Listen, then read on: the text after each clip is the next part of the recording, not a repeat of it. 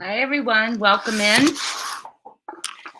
Welcome into our study session about Sebastian Rogers.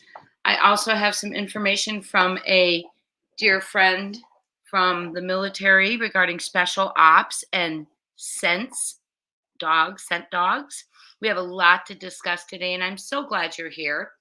I'm going to wait for people to come in a little bit. Lots been kind of happening, hasn't it? Lots of media at night, which is wonderful for Sebastian. We've got Dog, we've got Nik, we've got the FBI. People are talking. I have had more people from so afar reach out to me about Sebastian's case, and it's such a blessing. Brandy and Indy, thank you so much for being here. Hi, Julia T, Blondini.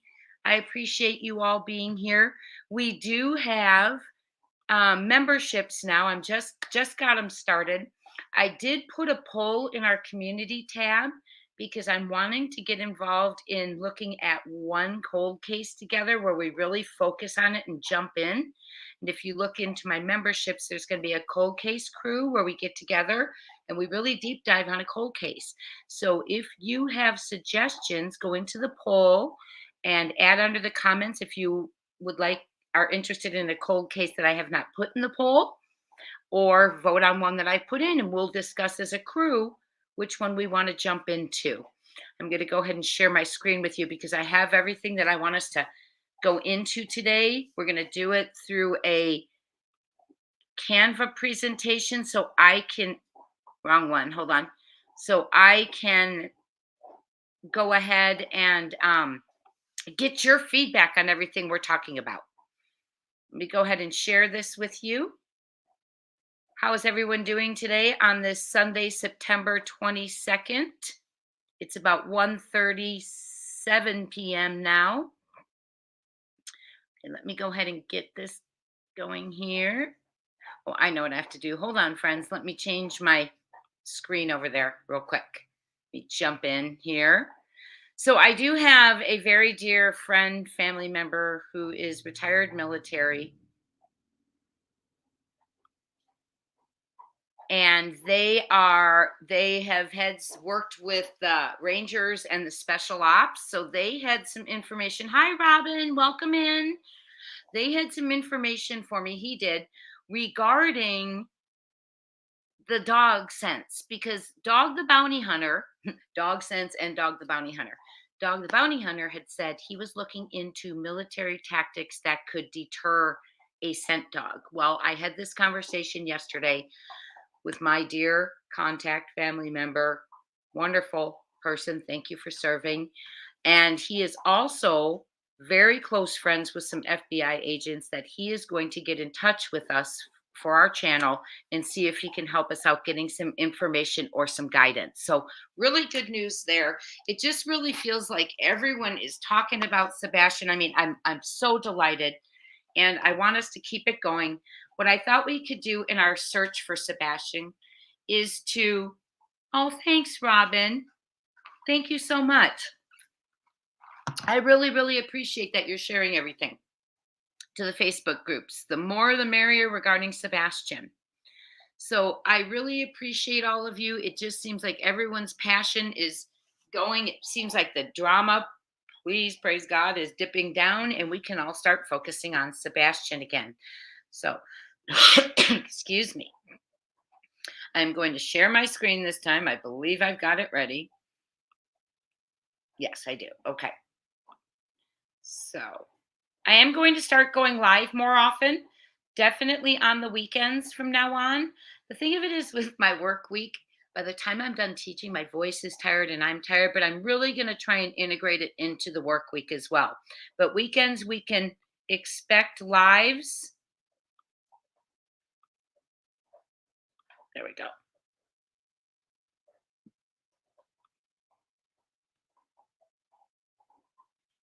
Let me 1 second. I want to make sure you all can see what I want to do, what I'm working on, because I'm going to have you helping me. No, that's too small. Hold on 1 second. I want to have you all helping me. Now, if I do this, we work on it together is the thing. Let me look at this real quick. Is that better? Okay, that's better, isn't it? Okay, so one thing I wanted to talk to you about, and I want to go ahead and jump to that slide in just a second. Where is Sebastian Rogers? And that's where we're going to keep our focus.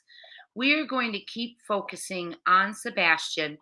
And a lot of times when we're focusing on where is Sebastian, hey, Christina, oh, it's so good you're here. Welcome in. Focusing on Sebastian is often going to open us up to discussions of motive, alibis, who had the means, who had the opportunity, those kind of things. And we're going to keep those in our conversations as long as let's remember not to put names in the chat and please don't mention other creators. But bring your notes, bring your amazing critical thinking brains that I know you all have because I read your comments and they are amazing. You have so many ideas. And we are going to go ahead and work together on this. So where is Sebastian? We know Sebastian has been was reported missing February 26th. In 4 days. That is 7 months. He was 15 years old. At the time he was reported missing, his birthday is, I believe, December 5th. Coming up, he'll be 16. Originally, we had Sumner County Sheriff Office come in for 6 months. They said that they did not have an indicator of foul play, nor did they have an indication that there wasn't foul play. Really neutral. So, friends, when you're in here today, I'm going to ask for you to help me add things to our presentation.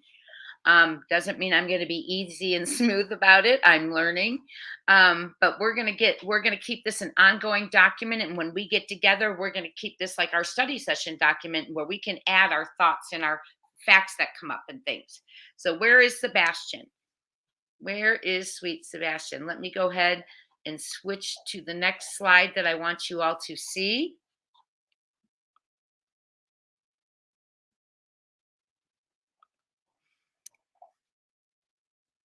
Okay, first thing I want to, am I still sharing with y'all? No, okay. First thing I want to talk to you about is my conversation with my source who has had some special ops training and training with the Rangers. Because our conversation was excellent and it was about what you could do to deter a scent dog. 1 second, and I'm sorry, I'm having so much trouble here. What you could do to deter scent dogs. And that is something that Dog said he was checking into. So I did pick up the phone and make contact. And we are going, I'm kind of hoping that the slides are going to let me do it in real time, not have to keep going back to it. So hold on. I want to be able to work with you on it, not have to keep going back to my tab. So we'll see. Okay. So maybe I have to stay in here and then come back to you when I'm reading the comments. Okay. So the first thing I want us to talk about is this special ops info. So Dog had talked, let me verify that you've got it in front of you. Yes. Dog had talked on one of his recent interviews that he wanted to know why there was no scent, that actually led anywhere specifically. We've got a scent in the driveway, we've got a scent in the backyard, we have a scent in the house, but no scent that specifically went anywhere.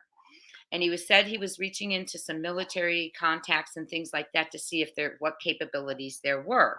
Well, I as well did that.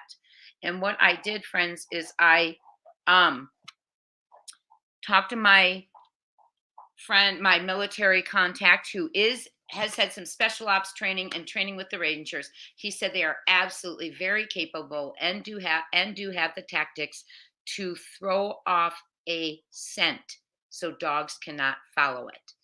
Okay, very capable, especially in counterintelligence. It is one of their military tactics. And he said the key is what they do is they have to take a stronger scent and put it around the perimeter area. And that will throw the dogs off. He said, for instance, and this is interesting, peanut butter is so strong that is one scent that could be used around the perimeter. And instead of a dog following a trail, it will get detracted by the peanut butter scents around that perimeter.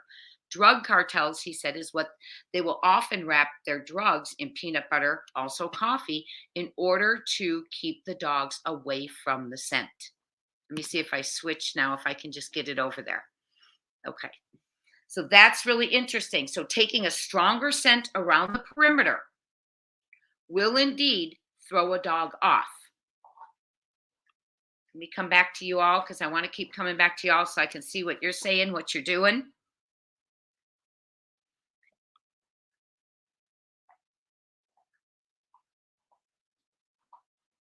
Okay, Wilton, I'm reading one of your messages. This is very interactive, so I am going to tell you what I'm saying and then come back to you because obviously I need to get back to my slide and you all at the same time.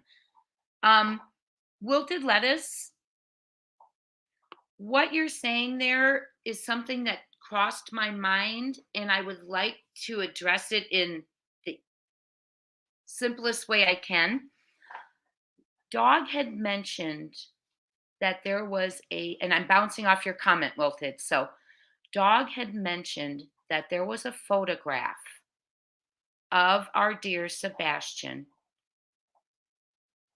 allegedly dressed as a girl. Photographed. That stopped me. My stomach sank. And that's, Wilted, why I'm connecting this to your opinion. Make sure you're putting opinion in there, okay? When you all are writing some things down, because we are going to use a lot of opinions in this study session. So yes, I thought of that myself, Wilted, as soon as I heard that. First of all, I thought, well, what if it was a Halloween? But apparently it was a summer photo. So I did go there as well, Wilted. It hit me, it stopped me, and I wrote it down. Okay. And I also did some Googling and I couldn't get Googling, some researching, and I just couldn't dive into enough information regarding that for this study session. But I think very possible, yes. Not accusing anyone, obviously. We're just throwing things out there. Yeah. Wilted, in so many of these cases, we found that to be the case. We do not know it is, but we've got that on our radar now, don't we? Red flag right there. Okay, if you're okay, I'm going to go back to my slideshow. We're going to go to the next one. The next slide I want to share with you. It is another way that they are able to get one scent that can overpower a dog's sense of smell. Hit that like button, my friends, if you would be so kind. Hit that like button. Let's get this video going. It is very sad, Robin. Let's get this video going. I'm going to share this screen with you now, too.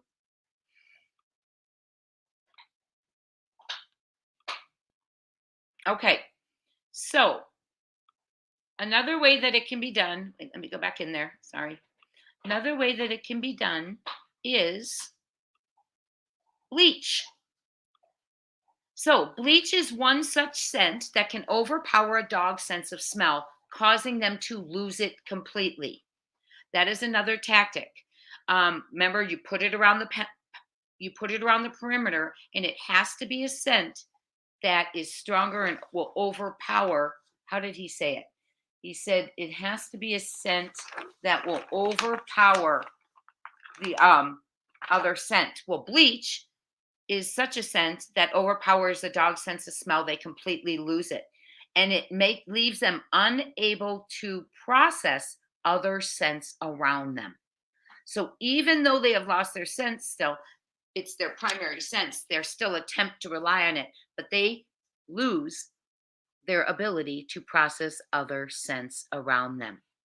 Really interesting, isn't it? So bleach, how easy is that, friends? How easy is that to go back and say, okay, well, if it's a plan, right? Around the perimeter, let's lay bleach. Julia, that was my thought too. Would investigators have smelled it and questioned it? I don't know. I don't know if they would have smelled the bleach. I don't know if it's watered down. I'm not sure. That's a great thing for us to ask, and I will write that down as far as our questions. That's a great question. Let me get my questions page out here for you. The investigators smell the bleach. Another one that I found out, which was really amazing and so simple. And this one, Julia, I don't think they would be able to find out.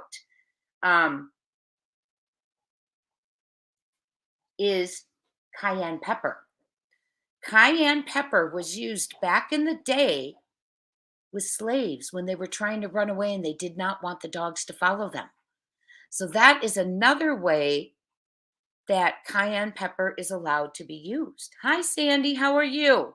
Cayenne pepper can throw their scent off. Let me go ahead and get to that page for you because that one's also just amazing to me.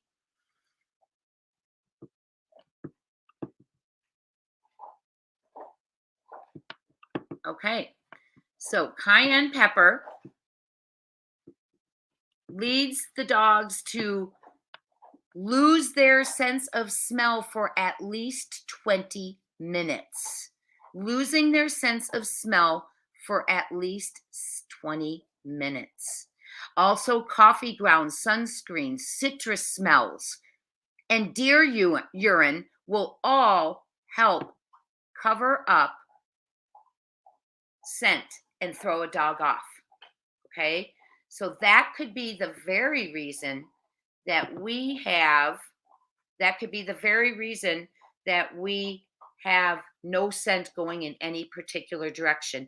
If it were a plan, now, if this is the case that the scent was covered, that would mean, in my opinion, Sebastian did not walk out on his own because I don't think he would have prepared the perimeter. Hi, NCK.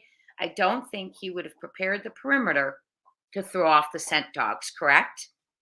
So if that is indeed the only reason, or the reason those scent dogs have been thrown off, that someone knew to taint that perimeter and throw off the dog's scent, in my opinion, that is alleged proof that Sebastian did not walk out alone. I do not believe that he walked around a perimeter putting cayenne pepper, bleach, peanut butter, whatever it was that military personnel can use, and they do know these tactics. So interesting, right? Okay, let me go back to some of your comments. Hello, welcome in. Please hit that like button. I appreciate you being here. We are a drama-free channel looking for Sebastian Rogers, and thank you for joining us. Okay, let me go to your comments for a second. Where was that photo? Which photo, Sandy, are you referring to? I'm not sure which photo you mean. You know, Wilted, that's another thing you're saying that is interesting because Dog had mentioned also, allegedly, I don't know what proof he has, that someone was being paid, that his two people who are speaking to him allegedly are being paid not to speak. So you may be right on there where the money's coming from. You heard what he said. Yes, I see what you're saying there. You heard what he said. I think he was alluding to the step socks. So we are going to, there's money, you know, they always say follow the money. And so very much could be that. There's a comment up here. I wonder if they carried him through the ditch or drug him. You know, here's another thing I want to talk to y'all about. This is really important. Write it down. Okay. You recall my video on that bounced off of the mob cruise. He did the video with the lights, matching up the lights, correct? The flashlights and the unidentified car. Phenomenal work. Okay. And I'm getting, and then I did the calculations to get back to pull up, get out of that car, get to the house, cross back over that length of a football field with allegedly Sebastian, go through the ditch with him, whether dragging, carrying, and back to the car. It is not possible unless someone met them, like kind of meet in the middle, hand Sebastian off, get to the car and go for the length of time that that car was there. Okay. So, what was I going to? There was a question here. Sorry, I lost my train of thought. So that in itself right there, the timing of that, there would have to have met up in the middle of that back area maybe even, near the ditch where the light comes toward and then they pause.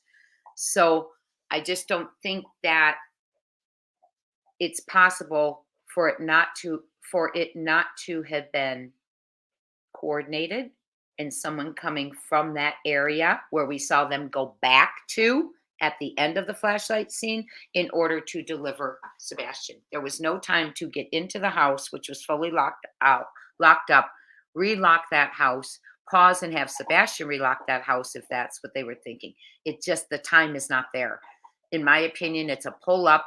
Someone was waiting for them to arrive. Some got out, they met up, handoff to the car, one back to the house, allegedly, in my opinion. What do you all think about that theory?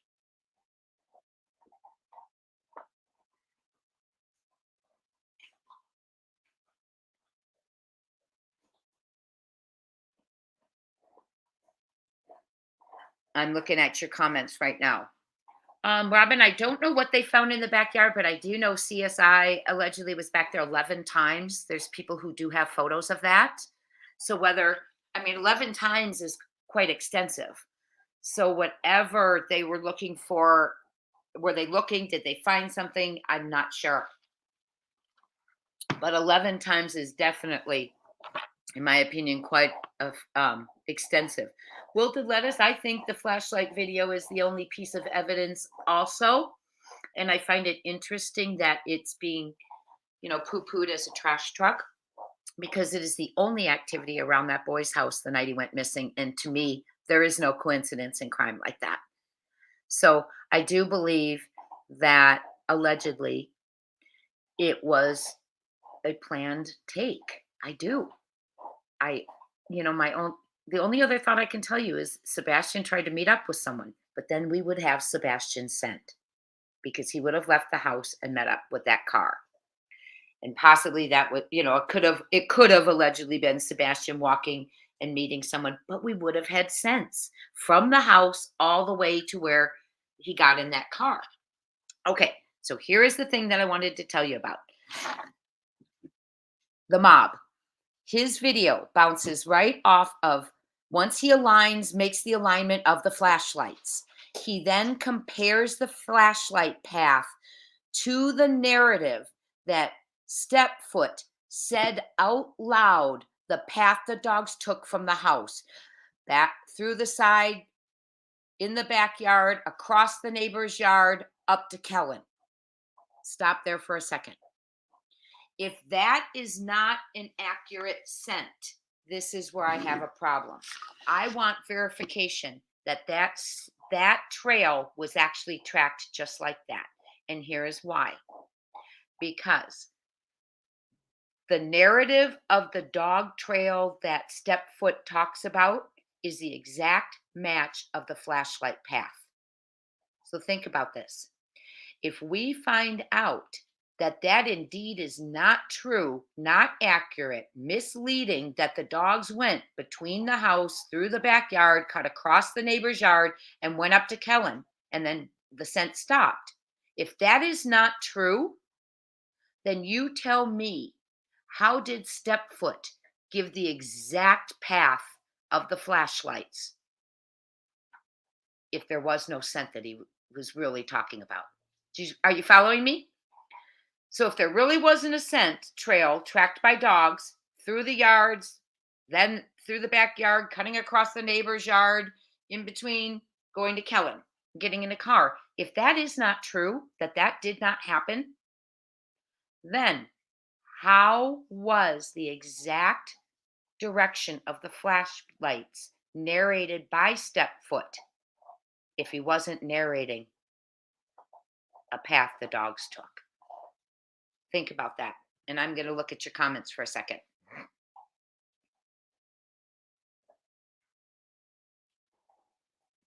So really think about that. How did he know that path?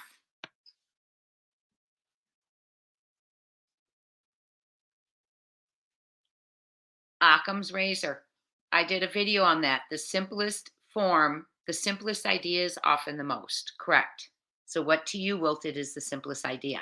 Originally, when I did that video way back a few months ago, my simplest idea was the thud was an accident Mom got nervous because she didn't check on him. She found him later and possibly, allegedly, got scared and covered it up. Now, I'm not leaning that way for Occam's razor because there have just been too many inconsistencies to that theory of mine. So, thank you, Sandy. The time factor, it's just so small. It is just so absolutely small that if indeed that car pulled up and the flashlights, and that is how Sebastian got out of that house, there had to be a plan. There had to be a meet up, in my opinion. In my opinion. So, I love what you all are saying, and I'm going to be adding things too as we go. Let's go ahead, and I'm going to share my screen. Let me get on there and get to my next slide. Now that we have gotten through the special ops, and like I said, my contact with the special ops and ranger training is contacting his contacts at the FBI. They will get to us from, he's going to get with us and let us know if indeed there is anything we can do or they can share with us. So that's going to be a great contact that we have. Yeah, the flashlight video is, I think, the piece of evidence that, in my opinion, is just not coincidence. Oh, yeah, the dog smelled them. That could be. But how did he know, Wilted, the exact path to say? He found the exact path that was verbalized that the dogs allegedly tracked is the flashlight path. That's pretty suspect to me, because if it's found out that the dogs did not track that trail, let's take that trail out of there. Let's take that narrative out of there. How in the world would he have found a narrative, step foot, allegedly, to give that path exactly, the flashlight path? I can't let that go. It keeps coming back to me. Wilted, wouldn't that be the logical response? Yeah. Okay. Let me go here. Let's go to our next one. I want to go to facts from law enforcement. Let me see if I got it. Okay. Let me make sure you all can see this. I wanted to do it where I could share my screen and type with you at the same time. That's what I'm hoping to be able to do. Hit that like button, please. Thank you so much for being here. We now have memberships. I'm excited. We're going to have a cold case crew. Go to the poll that's on the community poll. Place your vote if you're interested in diving into a cold case with us and seeing if we can find someone. Asha Degree, two suspects named now in Asha's disappearance. So it's never too late. That was 23 years ago, I believe. 23 years ago. Okay, facts from Sumner County Sheriff's Office. Let's talk about it. I have a video I want to share with you. And we will add to this slide as we look at it, okay? Facts from Sumner County Sheriff's Office. I want to watch the first video. No, that's not it. I want to watch the first video of the presser, and I thought I had it pulled up here. So hold on. The first video of the first presser to see what they said, right? Hold on one second. Let me go ahead and get on here and find it. I thought I had it pulled up, friends. Because I want the original, the first facts. And I thought I had this pulled up. Sorry.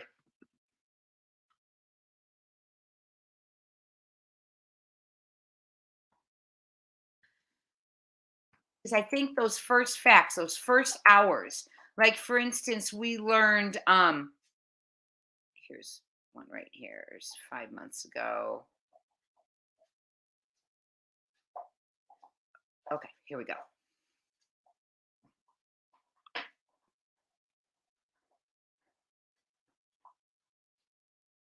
I did not know that either, Wilton. I did not know that. I just think it's so interesting. And while we're working on these other cases of helping kids who are currently missing, I think it would just be a lot of fun to dive into a case together and really see if we can make a difference. Okay, I'm going to stop the screen. I am going to share with you a video that I want us to watch. It's just a few minutes of one of the pressers. Let's pay attention to information that we find.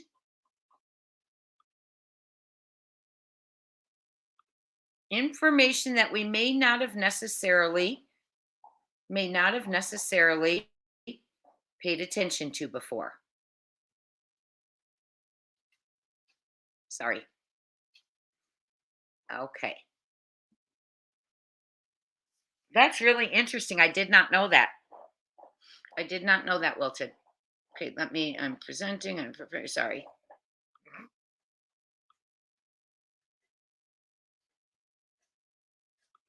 I'm going to pass it back to their credit. The weather is rolling with helicopters and drones. Sebastian, remain. Stay vigilant for every lead that comes in and every tip that comes in. As I said before, the investigation remains ongoing. The entire community is deeply saddened by what has occurred. We're all extremely concerned for Sebastian's welfare. I want to encourage the community to stay vigilant, to report anything that they think may be of some significance to the investigation, no matter how minute it may appear to be to you. Please call 1-800-TBI-FIND with any tips, or the Sumner County Emergency Communications Center at 615-451-3838. We understand the anxiety and the concern that this case has caused in the community. We too share the anxiety and concern for Sebastian. I want to reiterate that we are doing everything we can to find Sebastian and bring him home. Despite the passage of time, the commitment to finding Sebastian remains unwavering. I said this when we scaled the search back. Our commitment to finding Sebastian remains. We will continue to investigate every possible lead that comes in. The Sumner County Sheriff's Office wants to express our gratitude to the community and the many individuals who have helped in the search, the many individuals who have called in tips, the many individuals who have printed flyers and kept Sebastian's face in the news. Nothing would make me happier than to wake up tomorrow morning. Hold on, friends. I want to get more into the nitty gritty. We know how invested everybody is in the search for Sebastian, in finding out what happened to him and bringing him home. And we want to let everybody know he has not been forgotten. Nobody's forgotten about him. Nobody has given up looking for him. At the beginning of this investigation, there was a large land search for him. It was very visible. There were also waterways, lakes, ponds that were searched. There were aerial searches with helicopters and drones and fixed wing planes. They were done at night. They were done on weekends. They were done during the day. That was very visible, and it was something everybody was able to see. But we want to let you know that even though there is not that high visibility in investigating this case, that we are not done. It's gone back to what could be considered good old-fashioned police work. Interviewing individuals, re-interviewing individuals, checking out leads, rechecking leads.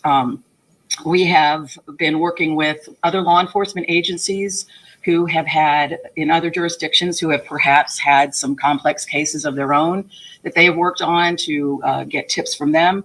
We have had, this day of technology with everyone having cell phones and doorbells and ring bells and surveillance cameras. Yet he's not on any of them. Do we find that suspicious? With technology today, he's not on any of them. That, as you can imagine, has been a bit of a chore to be able to collect all those and then review them. It's important so we know what's out there. We have been reviewing that, reviewing it again. We have had other agencies involved. The FBI has been helpful in that. Secret Service has also been helpful in that. So we are just trying to do whatever we can to advance the investigation. It has not gone to a place where anybody has forgotten about him or is not pursuing this. The parents have been cooperative throughout at the beginning of the investigation. Okay, I'm going to pause that there, and I want to talk to you. There is a difference between being cooperative and being forthcoming, if you can understand that difference. I mean, cooperative is very different than being forthcoming and open and things like that. Please remember that. We have to remember that there's different terms and they mean different things, even though they throw them out in these interviews and want us to think, oh, good, they're all working together. That is not at all what that means. They have pretty much done whatever law enforcement has asked of them. At this point, we don't have any evidence. There is not any kind of an indication that there is a criminal element involved. But we are keeping options open. We don't know what has happened. We don't know where Sebastian is right now. So we are pursuing any and all avenues. I'm going to stop that and I'm going to come back to you for a second. Yes. Okay. Hi, Mandy Moo. Hi, Angelina. Welcome in. 209 days. You're right. Sebastian Rogers, 15 years old. Thank you, Justice Jane. We need to bring this boy home. 100,000 reasons to speak up. Wilted, when did you hear that? Recently? Crystal, I would love to hear your opinion on that. Which one does it connect to? Okay, one thing I want to say, yes, cooperation also does not mean cleared, vetted, none of the above. Okay. I know I'm looking at, let me look at your, oh, so recently. Well, do you recall dog the bounty hunter said, whomever he is looking at, and I think he made it quite obvious in his interviews, who is, in his opinion, who he's looking at right now. He said, if you run, I will find you and I will take you, I will get you even in Mexico. So, Crystal, that's a great theory. Which one do you have an idea which one you're thinking about? Don't tell me Summer. Okay. Are you thinking, is it another Tennessee child, Crystal?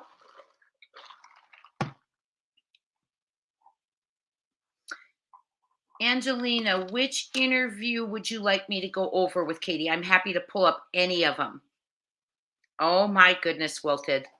Then there is going to be a hunt because Dog said he will hunt them down. Allegedly, all of this is alleged and in our opinions because we are studying a boy we very much care about who is missing and we are trying to find him. So therefore, as a community, we are alleging, theorizing, speculating, and searching.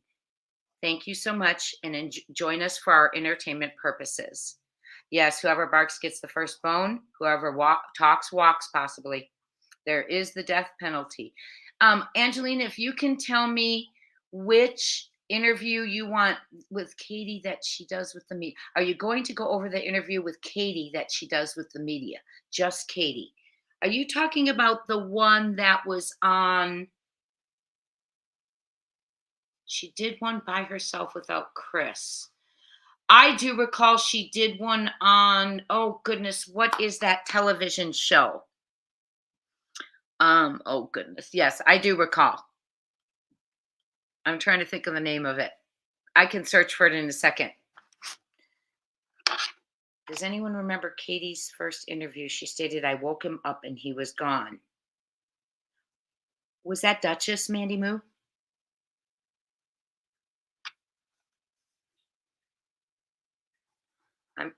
I'll look at it in a second and we can pull one up. Yeah, Crystal, are you thinking Summer? Wouldn't that be something? I know she went on that show, and for the life of me, it's slipping my mind right now. Okay.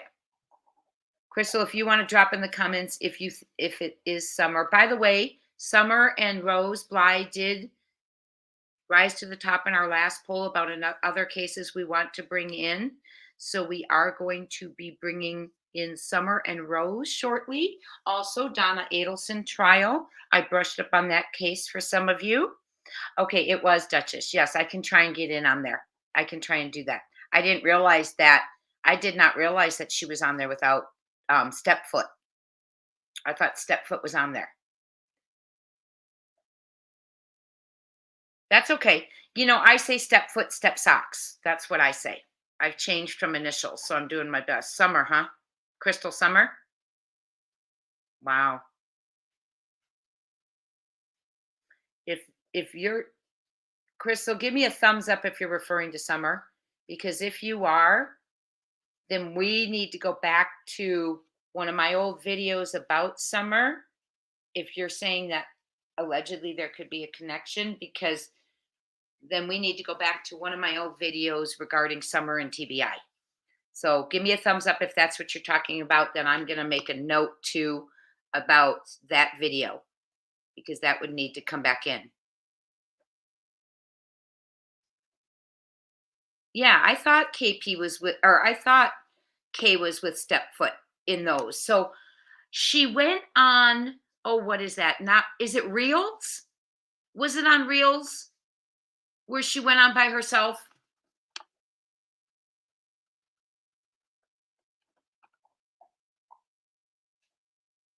Oh, News Nation. If you all tell me where it is, then I'll play it. I thought she went on patrol. Okay, Crystal, gotcha.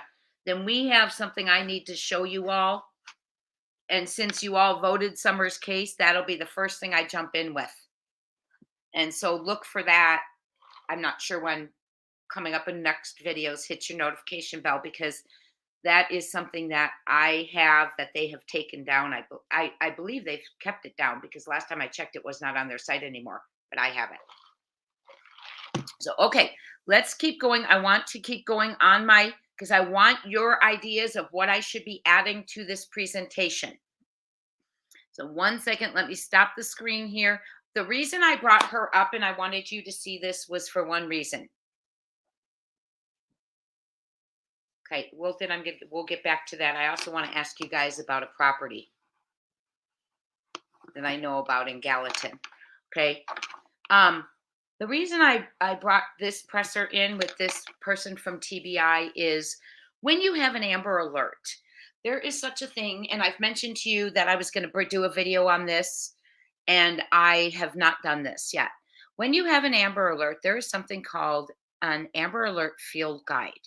I do have it downloaded somewhere, but with my technology skills, you all might be sitting here for a while. But I'm writing it down now so I can talk to you. With the Amber Alert field guide, and it is from the Department of Justice, you are required while someone has an active Amber Alert to have regular updates to the public. So when you're looking at this lady right now from the TBI, she is the media spokesperson, the public relations, I believe they call them. We should have seen her much more in the last 6 months. Okay, they are to be giving regular updates to the public. They are to keep the public informed.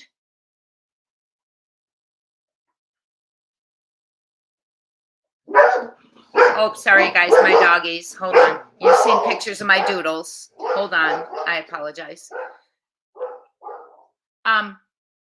Okay, I'm looking at that, Crystal. Thank you. And so sweet of you to be with us while you're driving. Okay.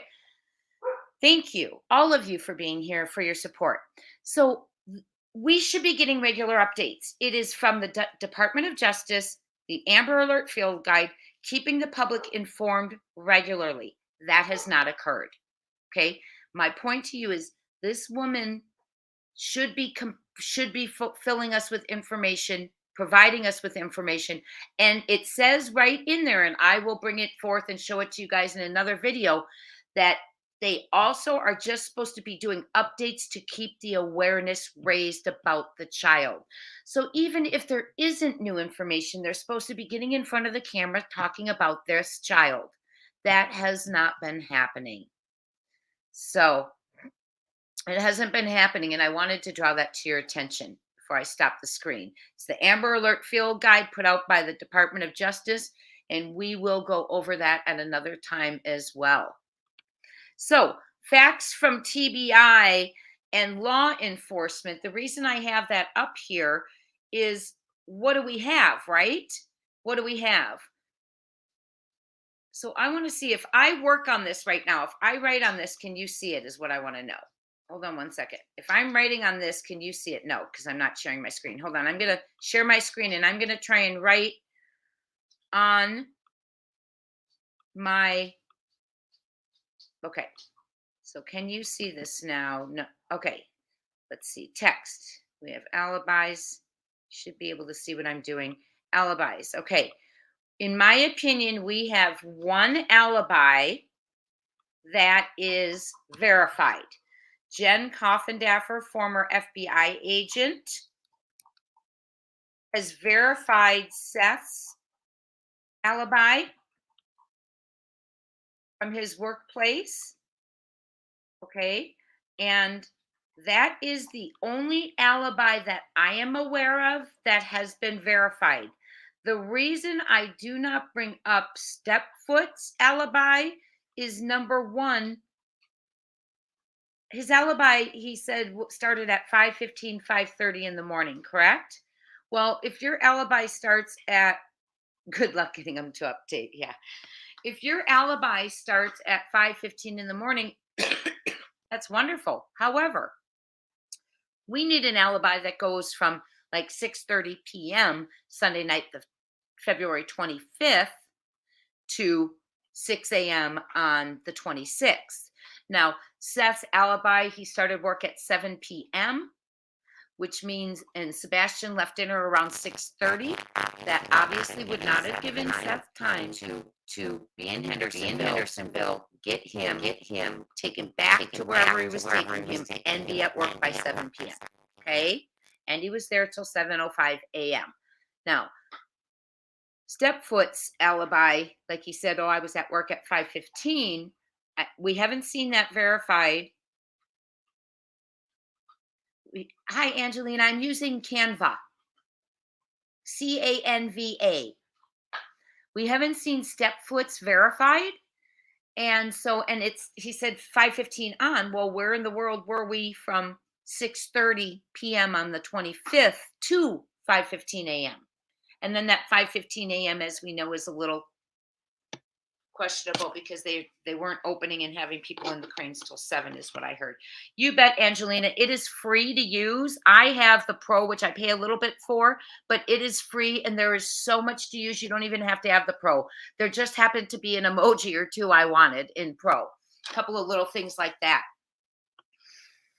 So, Seth's alibi. Let's talk about, so what all do you think about, let's talk about mom's alibi. Allegedly the only one in the home, puts her right there in the home.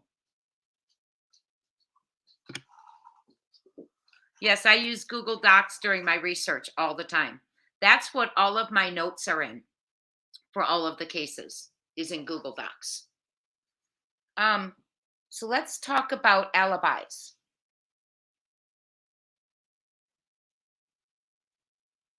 Crystal, I'm looking at what you said again. TBI lady also just said they had contacted other counties with cases as such. Oh, good catch.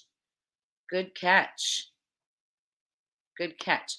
So what do you do? What do you think law enforcement does when there's one person in the home? Admittedly, a child goes missing. Okay. How do they verify that alibi? We don't have cameras in the home. We don't have cameras around the home. We have just a person saying, right? So that can't be a verified alibi, my friends. I'm not saying she's lying. I'm not saying it's not the truth. I'm just saying it's not a verified alibi to say I was in my house alone. You need more than that. And how many times over the years have we come back to an alibi in a cold case and the person who was home alone, or allegedly we find out they were not? Okay.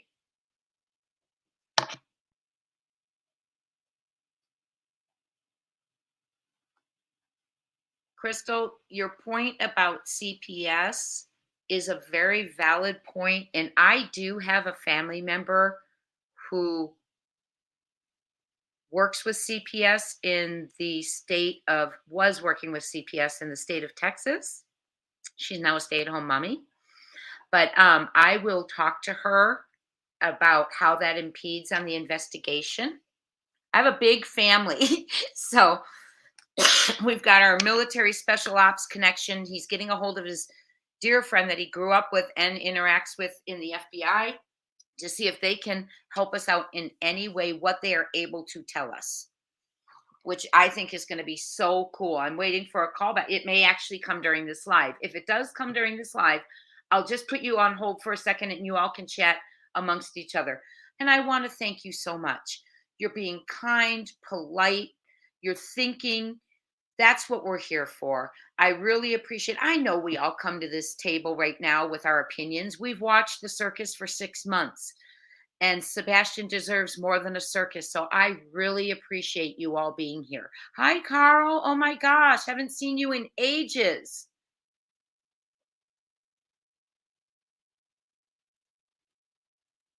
Carl, are you from Ireland or am I getting you mixed up? I'm watching comments just for a second.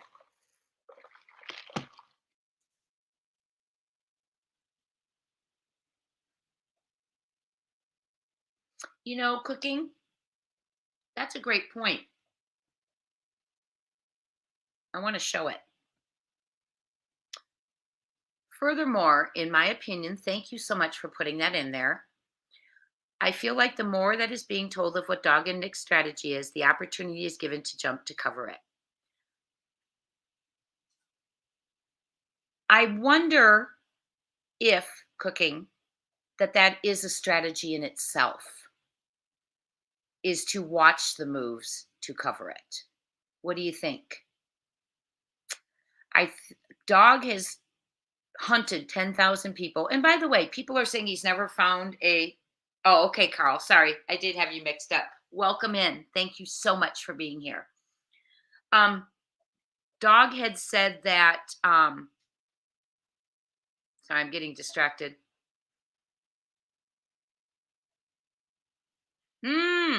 Sandy, I have heard that mentioned. I'm going to go back cooking to your comment because I want to. Sandy, I have heard that mentioned before.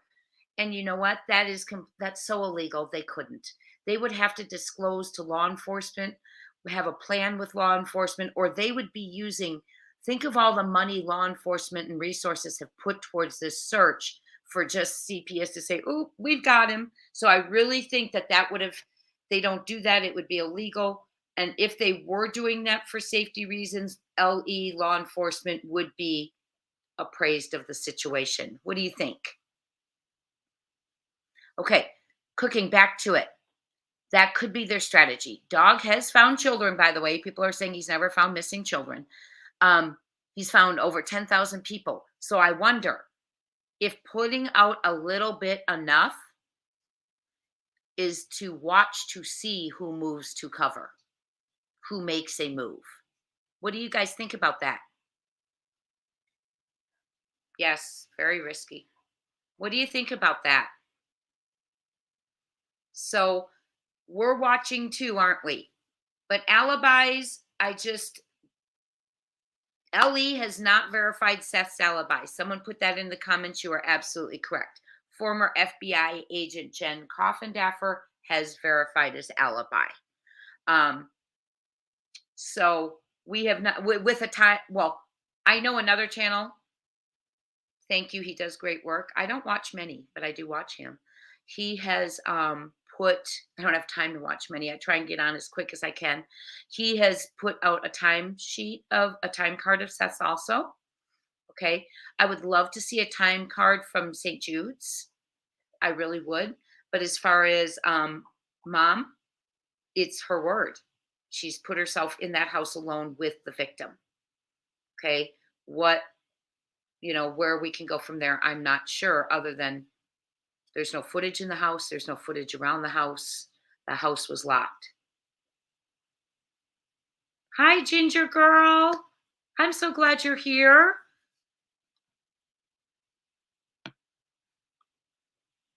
Ginger Girl, whoever starts to run first is going to set off a lot of red flags, in my opinion. Bingo, you are correct. And they are enticing them.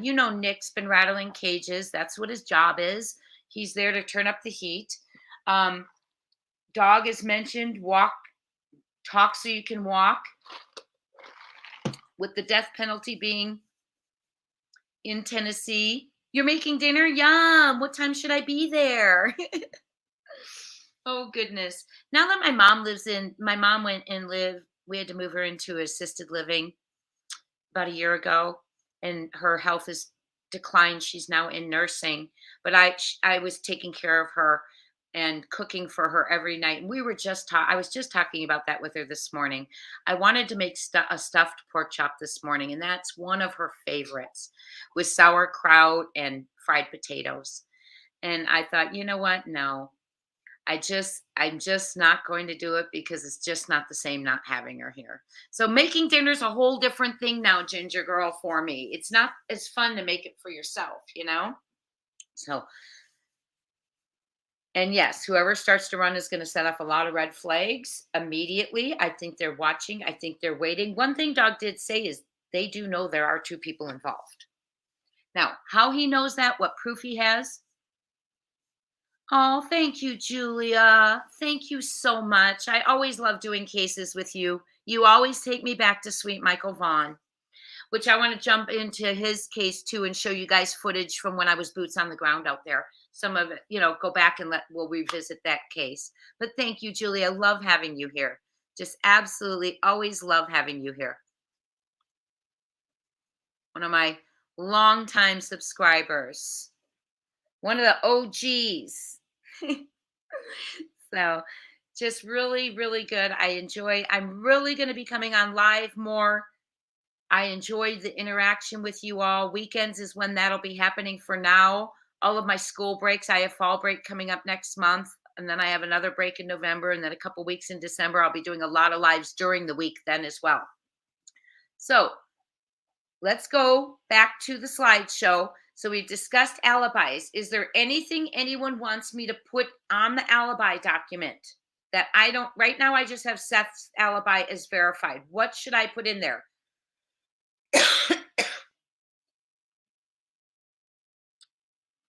Anything else you want in there? Excuse me. Sorry. Still getting rid of it.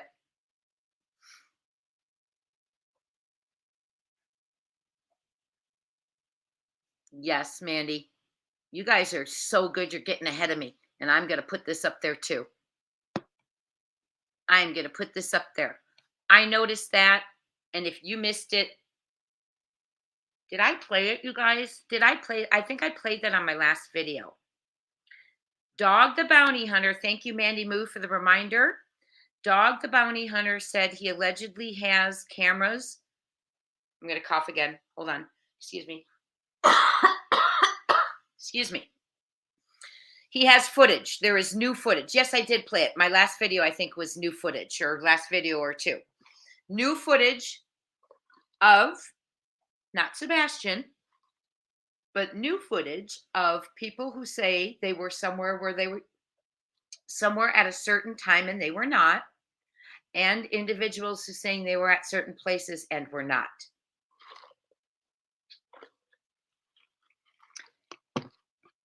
Carl, I've heard a few of those too, and you know what I keep thinking?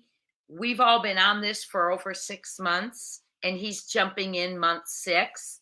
So I think he's got a lot. We are well versed in this, right? So I think that's what it is. We've all been in here for 6 months, Carl, and we know names, we know this, we know that, and they're coming in trying to help, and they haven't been on it 6 months all eyes like we have. They'll get it. They're making more progress than anyone who's been here since day one. So I really believe that. And his status, his celebrity status, people think it's a joke, but you know what? We have worldwide coverage of this little boy now. Okay? Worldwide coverage. So anyway, Mandy Moo, I think that he did say that. He has footage. Guess what else he said? Cell phone tower. Now, I should have talked to my ops contact, and I will about this. He said the drone was in the air. He said to Jennifer Coffindaffer, and he said, you know what that means. And he said that signals were hitting off towers, and whether phones were shut off or not picking up signals. So they do have some cell phone evidence going on allegedly as well, digital evidence. So, that doesn't lie. And I had heard back a few weeks ago that a viewer whose husband worked with Sumner County Sheriff's Office, had said they did do a cell phone, like a dump, and we're waiting to see, and it was taking a while because you have to track every number that's in the area. So that is something Sumner County was working on allegedly right before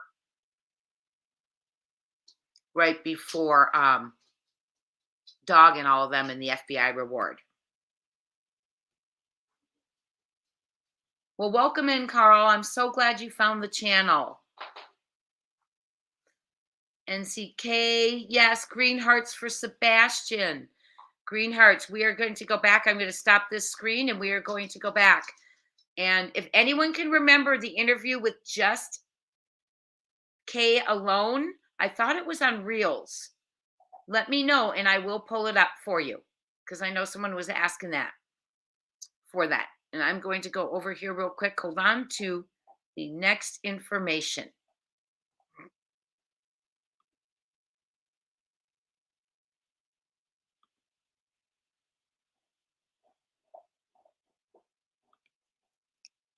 Oh, of course I did the wrong one. Hold on.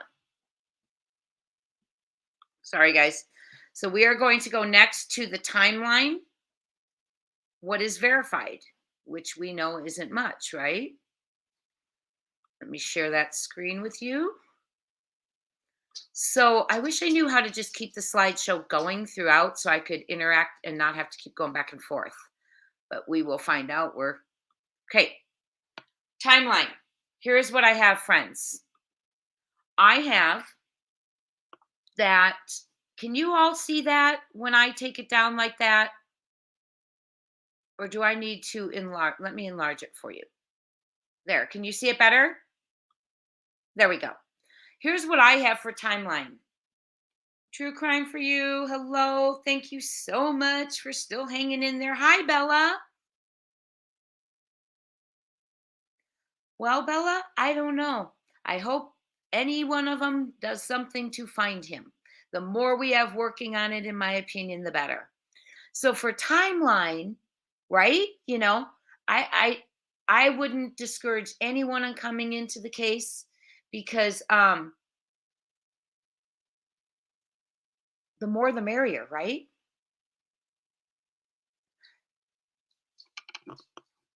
Carl, I'm going to get to that question in just a minute because I do know what you're speaking about. Dog is, I think what Dog he's following the false reports on social media, okay, and that are called into law enforcement. Absolutely, Ginger Girl. Totally agree with you there. Totally agree with you there. Okay. I do. I think what you're seeing is strategy. Julia T, that has been my question all along. Was the card team involved? I had never heard any mention of it until the other day. I heard on a podcast or some video I was watching where someone had interacted with the card team right in the beginning. If any of you know where I heard that, let me know. So, Julia, I had never heard verification that the card team was there.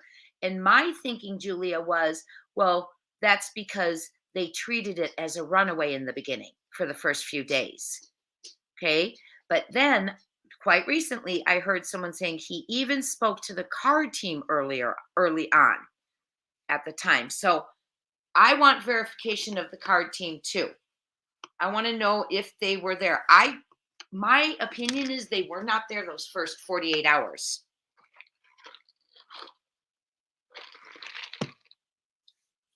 I don't know, Bella, to get back to your the FBI and Secret Service have digital data. Dog has found a lot of individuals that the FBI and Secret Service have not found. So he does hunt people down. He has different strategies. He has different tactics. He has a lot of different connections. People who will talk to him that won't talk to the law, definitely won't talk to the bureaus. So just my thinking. Let me know if you agree with me. So, or if you have a different opinion. Carl, let's talk about it. The significance of the date he disappeared. Absolutely. The significance of the date he disappeared is the exact date, I believe, that the divorce was filed between Seth Rogers and Mama. Okay, so that is a significant date. And when we talk about crimes and coincidence, we often say there is no coincidence in crimes, right? So, do we think that has something to play into it? That it was a significant date in the lives of the two parents of the child who went missing? Put in the comments if you think, I'm sorry, I'm so behind on comments right now. Put in the comments if you think that that is significant to the disappearance, or if you think it's significant, give me a thumbs up. If you think it's just coincidence, give me a thumbs down. February 26th, date divorce filed. February 26th, 2024, date the couple's son went missing. So, waiting. Give me those thumbs up, thumbs down, friends. Okay, so here's what I have for timeline. And I'm being honest. This is all I have for timeline. Sunday, February 25th, around 6:30 p.m., last proof of life leaving Texas Roadhouse. If anyone has a more specific time than 6:30 p.m., let me know. Monday, February 26th, about 6:22 a.m. Hi, Snickerdoodle. Welcome in. Hi, Teenies. Teenies, thank you for being here. Monday, February 26th, 6:22 a.m., reported missing to Sheriff's Office. That is what hi, Samantha Serrano. Yes, that is rumor has it, correct? And ultimatums allegedly. So that is what I have for the timeline. What do you all think should be added to that timeline? Because those are facts. So much of it is such muddy water in this case. I don't want to put anything on the timeline that we don't know. We could add Seth Rogers was at work from 7 p.m. to 7 a.m. We could add that one. But some of you don't want that added since law enforcement has not yet verified that, correct?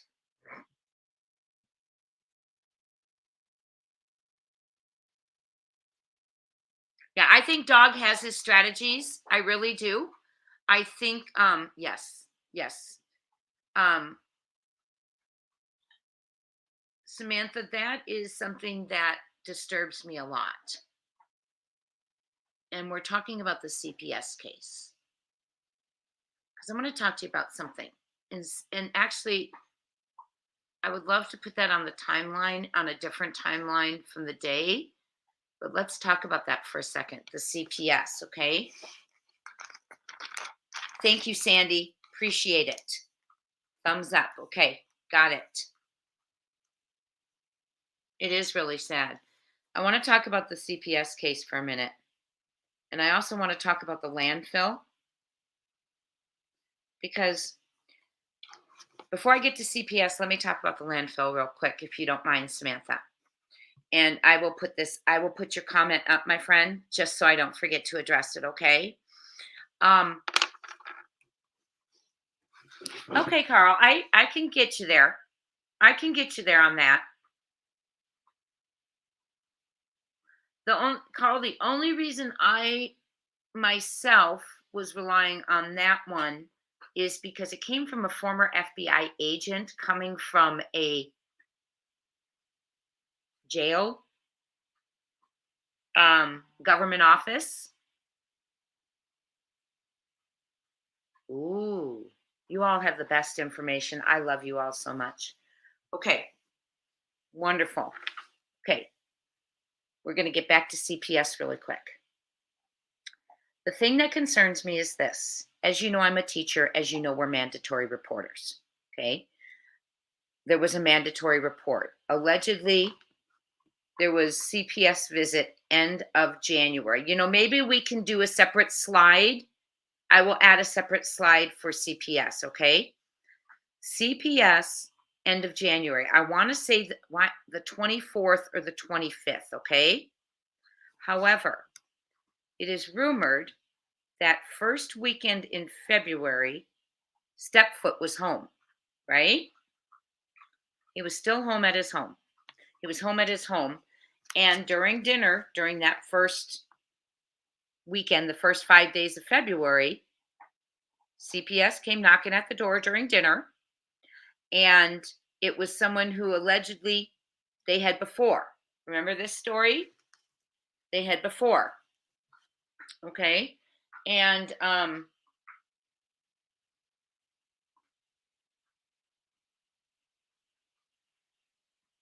then he said, well, so she scolded Sebastian for telling fibs, and Sebastian came back to the table. Sebastian came back to the table and, he was mad. And I said, let's eat. And that was the end of it. Stop there. Okay. First weekend in February, right? So then you have a upcoming custody hearing with your ex, Nina, right? Allegedly, where everything's opinion and alleged. So you've got a CPS visit end of January. You have Sebastian going to school and reporting the belt incident. Visit from CPS the beginning of February. Okay. We have an upcoming hearing. And from the second visit in February, CP leaves the house and says he cannot discuss when he was back, except for he came back on the 26th when Sebastian was reported missing. Okay. So if you have that, okay, guys. Okay. We all have, let's all be cool about it. One thing I love about you all is we all bring so many different ideas to the table, and we can agree to disagree because none of us know for sure. Okay. But I will say, oh, Julia, great point. Another thing I'll ask my family member who worked for CPS, they don't usually show up around dinner time. Another thing they do, Julia, is every time I have had to call, they show up at the school first. They don't go directly to the home. They show up at the school to speak to the child at the school alone prior to visiting the family at home. After speaking to the child at school is when they determine if they have to if they should be making a home visit. So the story that Stepfoot's telling us, allegedly, in my opinion, is not correct. Because and I've done it many times, I've had to do it, and if I've had to make a report to CPS, I have to be there. They come to the school, the kids are interviewed, and then it goes to the home with the parents. Okay. So the story that he was scolded for making things up when the person showed up at the house has never sat correctly with me, because that was based on a mandatory report from school. And they would not have gone to the home if when they went to the school, they did not find out it was verified and reasonable to follow up on it. Does that make sense?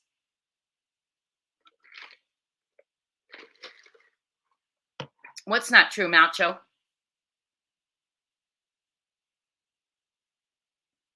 Oh, really? Thank you. Thank you for telling me that. Well, now it's how it works now, at least where I am. I'm in Arizona.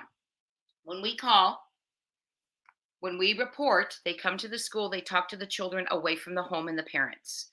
Then they make a home visit. Usually that evening or the next morning. They try and do it within 24 hours.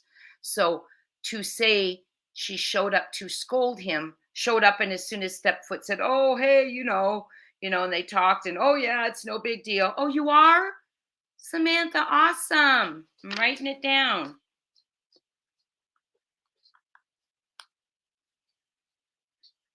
Very cool. Samantha, did you send me a message once saying we were neighbors? Because I looked for that message to respond to the person, and I couldn't find it again. Very cool. So for them to show up just to scold him, they show up when they have reason to believe they need to appear and investigate the home and the environment and the child in the home and the environment. Okay. So yes, they don't just show up and go, "Oh, you were messing around, young man." They would have said that, you know, back at school if they had that inkling. They wouldn't come to the home and use their time to walk in, barely say anything to the parent other than, "Oh yeah, we got this," and then on you go to scolding the child. That, in my opinion, and based on my professional career, is false. But now we do have someone who's gone through it and did not have them show up at the school, but that was many years ago. So I don't know. I don't know if it's different in different areas, but in Arizona, they come to the school because I had a case. My goodness, they came to the school. It freaked out the kids. And when they went to the home, um, the kids backed down with their story, but it went on. There was more to it because they went to the home, you know, just because the kids backed down, it was still investigated and it ended up being a big mess. So hold on. It's my brother calling. Let me turn it off. So anyway, I think cases are planned way in advance, some years, sometimes in my opinion. I'll stay on topic though. You know, I am beginning to lean towards this being somehow, some way planned.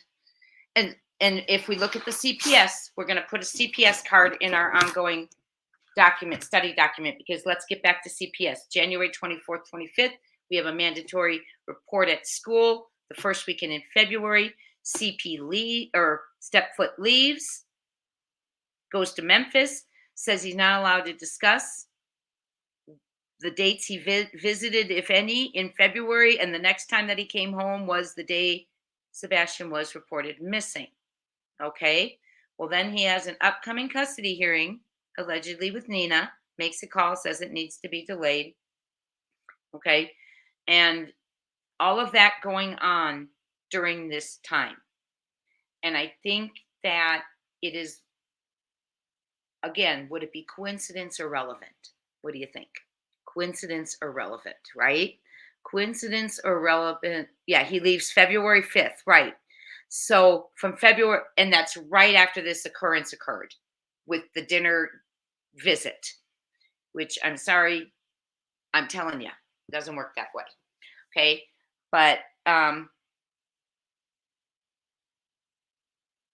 yes, they do go to the school, Julia. Absolutely. Because they need to ask us, you know, they need to talk to us. And then they want to talk to the child away from the environment so they can, because kids often get scared, change their story once they're home around the parents. Okay. So, excuse me again. So that whole CPS thing with Stepfoot's battle coming up over Stepfoot's battle up there going on with Nina, and then the cases going on, and CPS allegedly, what I heard, was going to be interviewing Sebastian regarding the upcoming custody. So if you've got a CPS visit report from the end of January, you have a report from the mandatory report from school the beginning of February, you're not coming home. You have an upcoming custody regarding your other child, and they're going to interview the current child living in the home, allegedly. That's a whole lot going on, in my opinion. Okay. That is a whole lot going on, in my opinion. So if we want to talk about motive, I'm going to tell you, I know so many of you believe that is the very motive. And I'm going to tell you, I think that could allegedly be the motive, but I am going to tell you, now that we're talking about CPS, what I think is the motive. This is alleged, this is opinion, and I think it's what kicked it off. Okay? Let's go back to the CPS visit and the dinner. In my opinion, we are dealing with a narcissist. We are dealing with a power freak. We are dealing with someone who enjoys belittling, someone who is emotionally incapable of defending himself. Allegedly, in my opinion, that's what he does. Okay? That's what he does. Okay? So you think about this. He walked back in the house. He says, well, you know, Sebastian was mad because he got told off, basically, you don't do this, dude. Yeah, like a CPS person's gonna go, dude, you don't, not tell the truth. He was mad. We sat down and he ate. Here is the statement that I cannot be able to shake that I believe, in my opinion, is the motive from a narcissist. Sebastian thought he was going to get me in trouble and get me kicked out of my own home. Huh, that didn't happen. Pause. Sebastian thought he was going to get me in trouble and get me kicked out of my own home. Huh, that didn't happen. Okay, you guys, a narcissist, allegedly. He's going to fight back. And in my opinion, that right there is the statement allegedly that could have led to all of this. Okay? I'll show him, allegedly, right? I'll show him. Who does he think he is? Trying to get me kicked out of my house. Well, now who's staying in an RV camp in February, allegedly, rumored, possibly not able to come home till things are straightened out with CPS? We don't know that. That has not been verified. Okay? So you're not staying in my house, buddy. You're out. I'm not going. You're going. All alleged. But that, my friends, is what takes me from motive to motive and to the CPS. It all ties together, doesn't it?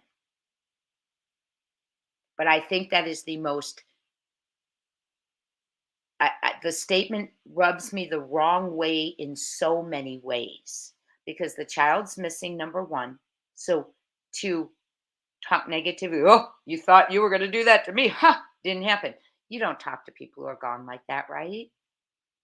Who are missing, not gone. I don't mean unalive. I mean, you're searching for them. You don't do that. You idolize them. You talk everything you know. Remember, that's amazing.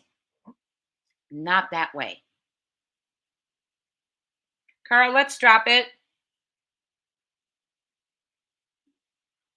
What are we talking about real quick? I want to see what we're talking about. Hi, Junebug. Okay, you guys, let's kind of drop the alibi thing right now, okay? Yes, Crystal, then you have a mother. Yes, absolutely. And some are saying, well, then you have a mother who was given an ultimatum. Now, to me, who would give an ultimatum that would make you not choose your child? But we don't know. We have not walked in her shoes that emotionally something would lead her to choose that. We don't know. Okay. So I'm going to pause for a second because I want to talk to you all about the alibi. Law enforcement has not come out and verified anyone's alibi. However, in my opinion, when you have a government office, a jail, providing proof to a former FBI agent from 29 years, they are not going to mess around. Okay? They're not going to give him false proof. They're not going to give him doctored proof. An FBI agent is not going to doctor it. That's just my opinion. Okay? That, and first and foremost, Sumner County Sheriff's Office didn't give us anything. What did they verify? They verified that they have no indication of foul play, and they verified that there's no indication there was not foul play. And they went and they assigned one darn detective to this case, a rotating detective, the week before the 6-month anniversary. And I believe that is exactly what spurred the FBI to come on. Shock and appalling behavior from Sumner County Sheriff's Office. But then again, forgive me, we all understand Eric Craddock has a sheriff's election to run. Give me a break. I don't think one person should vote for a man who prioritized an election when he doesn't even have a running mate up against a missing child. My thoughts. If I lived in that county, I would have ran against him. Yes, I do have some politics in my background, but not where I've run for anything. I do have a friend running in Colorado for something right now. Hmm. So, very interesting. Miss Southern Sweet Tea, hello. Thank you so much for being here. Why is everyone brushing off Seth's alibi? I don't know. Because to me, a government office has provided that information to a former FBI agent. How much more validity do we need? I don't need Sumner County Sheriff's Office to verify it for me. I really don't. Their verification to me, I'll be completely 100% honest after I've seen the last 6 months. They are biased, in my opinion. Because if you have Dog the Bounty Hunter, Nik the Hat, and that team of people coming in, and within hours, minutes, days, they say there is one indicator of foul play that has been determined. Minutes, days, hours. But we have had Sumner County Sheriff's Office for 6 months saying there is no indication of foul play and no indication there is not. Okay. I do not believe that they would even verify anything for Mr. Rogers. I really don't. I really don't. And if you want my honest opinion, and this is my opinion, we're dealing with the good old boys, just like we were in Hawkins County with Summer. I'm sorry we are. When Craddock can turn his back on Sebastian and run for sheriff, even though he's seeing through interviews discrepancies, there's a little boy missing in his area. They only have 4 open cases on their docket. Sebastian is one of them, and he goes and worries more about his sheriff's race. Yeah, that's concerning to me. He's not going to be verifying. He grew up, Chris grew up in that, or Stepfoot grew up in that area. So let's just remember that, okay? Yes, and that is really significant. This shows, in my opinion, Ginger Girl, the fact that Seth's coworkers donated all of their vacation pay to him so he could search for his son shows to me the kind of reputation and integrity that Seth has and is revered to have at work. He's built good relationships. He has obviously established a good rapport at work and a good record because people are donating their time for him. Now, if we go on the other side of that, we also have, people saying they were fired because of this. Who would allegedly fire you if your child's missing, right? So, I'm going to go ahead. Hi, Rocco. Hello. Thank you so much for being here. Thank you to all of you.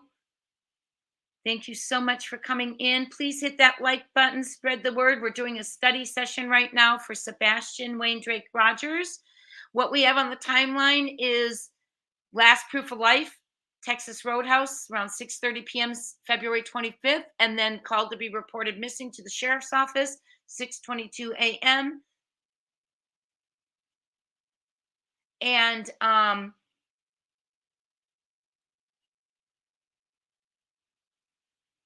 yeah, Ginger, I know. And that is what I have. And it's because we haven't seen anything else actually factually verified in the timeline. So if there's anything that I'm missing,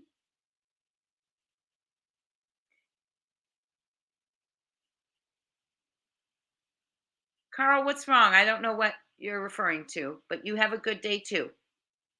You have a wonderful day. So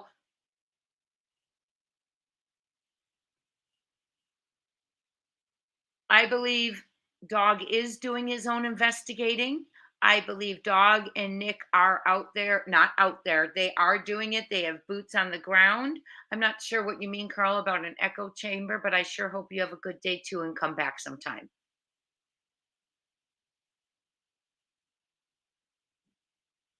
Yes, let's go ahead and go on to our next slide.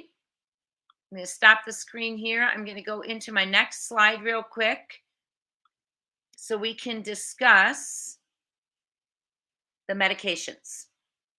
Okay. Now, I know we have a nurse in the house. I'm not sure if she's with us right now. We have a few nurses in the house who have been more than kind enough to provide information about the medication that Sebastian's on. This is where we need to talk, and I really would love your. Are you talking to me, Miss Southern Sweet Tea?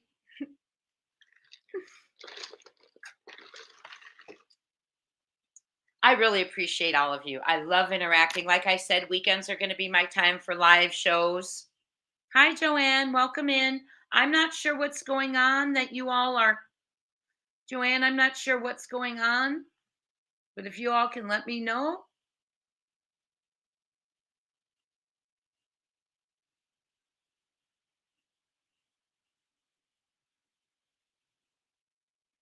Yes, Rocco. Nick cannot leave Pennsylvania. Dog has not arrived in Tennessee yet. His team is there. They've got people out there. And you know what? I think they've kind of, they do their own thing, but you know what? I think that they came in trying to raise, the excitement about the case. And I think they've done a really good job because what we want, every single one of us in here wants worldwide eyes on Sebastian. And I can't tell you how many more people are reaching out to me. I've had someone reach out to me from all over the world, more so than ever before. Hi, Madge. Welcome in. Welcome in. I'm not sure what you're referring to of the nonsense. Can you clarify? They have strategies, friends. They have strategies. They're using them. They're rattling cages. They're trying to make people nervous. Okay. And Rocco, you know what I'm hoping for? I am hoping for all the drama to die down and for everyone to find this boy. My goodness, isn't that what we all want? I thought the Coffin Daffer interview was wonderful. They've spent an hour on there. Yes, he has not yet arrived in Tennessee, Miss Southern Sweet Tea. Thank you so much for that. I anyone, anyone helping should help, right? And that's another thing I want to talk to you about after we get to the meds, because I've been working on group homes and boarding schools for kids with autism, and I want to see if you all will help me with that. So after we get into the meds, let's talk about that a little bit. Violet Wind, welcome in. Oh, he's in Florida. I thought he was in Hawaii too. Dog and his team have reached out to them, and I did hear that. Yes, I did hear that. That they have also reiterated that dog would allegedly that dog would not ever find him. And that's another thing let's talk about before I move on from all that CPS talk we were talking about and that one statement that bothers me so much. I agree, Rocco. It's embarrassing. Absolutely embarrassing. It's like a circus. Yes. And you know what's so sad about that, Rocco? Is it's in the name of a missing boy, right? We all have the same goal is to bring this boy home. And the circus has been in the name of this little boy. So I agree with you. It is so very sad. So let's stay focused. Join us in our study session. Let's try and see what we can figure out for Sebastian. Please. Yes. Okay. I am hearing, and please tell me if any of you have verified this, because I haven't been on today, that the stepfoots have left the house. Have any of you heard that? That the stepfoots have left the house? Okay. Let's talk about the medicines. You are correct, Crystal. Parental abduction is high statistically for any child. It is usually the highest statistically for all abductions. Okay. That is the cause behind most abductions. Yes. Yes. Thank you, Ginger. Let's get to the sleep meds. Okay. The sleep meds were fairly new, a few weeks into his prior to his missing. And one thing that I had heard, excuse me, I'm recovered from the virus, but I still have a little bit of a cough. Thank you, Rocco, for that information. Oh, what kind of puppy do you have? I have 2 golden doodles. Love them to death. You'll probably hear them bark here in a little bit. Hi, Danny. Danny, that's our question. That is a great, great question. What happened? What happened between 6:30 p.m. leaving the Texas Roadhouse and 6:22 a.m. on Monday the 26th when he was reported missing? Danny, one thing I can tell you, and I don't know if you've seen some of the videos on the channel. There's a video where it says where I have it. Oh, you're getting a corgi? Cool. Oh, you have a, oh, Rocco, they are gorgeous. They're a spaniel, right? Are they kind of a spaniel? Um, oh, I love corgis too. I love dogs. I have, like I said, I have two golden doodles. You'll see me put pictures up of them once in a while. They've been gone for 3 days now. Hi, Rose Reed. Do we know where they are? Okay, Danny, here's what I think has happened between 6:30 p.m. and the 6:22 a.m. We don't know. That's my opinion. We do not know what's happened. Yeah, they're gorgeous, Rocco. My brother has spaniels. I grew up with cocker spaniels. Um, we do not know what happened between that time. Here's what we have. We have a statement, or we have proof of life at 6:30, around 6:30ish of them leaving. Okay. And then we have reported missing at 6:22 a.m. And then we have the mother claiming the mother's alibi that she was there in the house alone with Sebastian. We also have a thud that was introduced. I think it was 22 days later. It it went to a thud. I did a video on that too. It was not a thud originally. Noise was not mentioned originally. It went from none of it to noise to thud. And if you want my opinion, then it went from, once we heard about the thud, then it went to, well, she didn't check on him. She just said, "What's going on, bud? Are you okay?" And he didn't say anything or whatever. And then later on, I think after the shock and appall that he was not checked on, allegedly, in my opinion, because most of us would have, then into the narrative, in my opinion, came. And he responded, "Yes, mom, I'm fine." Okay, that's all alleged. Obviously, that is my opinion. Why we started getting things added as we went, because the narrative from the public, the response from the public wasn't positive. So we were allegedly things were being put in to make it more easier on the narrative and the lashback. Let me say, okay. I'm going to continue on. So medicine, 3 weeks about he was on it is what I heard. And I also heard he was being trained to take it himself at 7 p.m. Pause. Two nurses in our community have chimed in on that. Okay.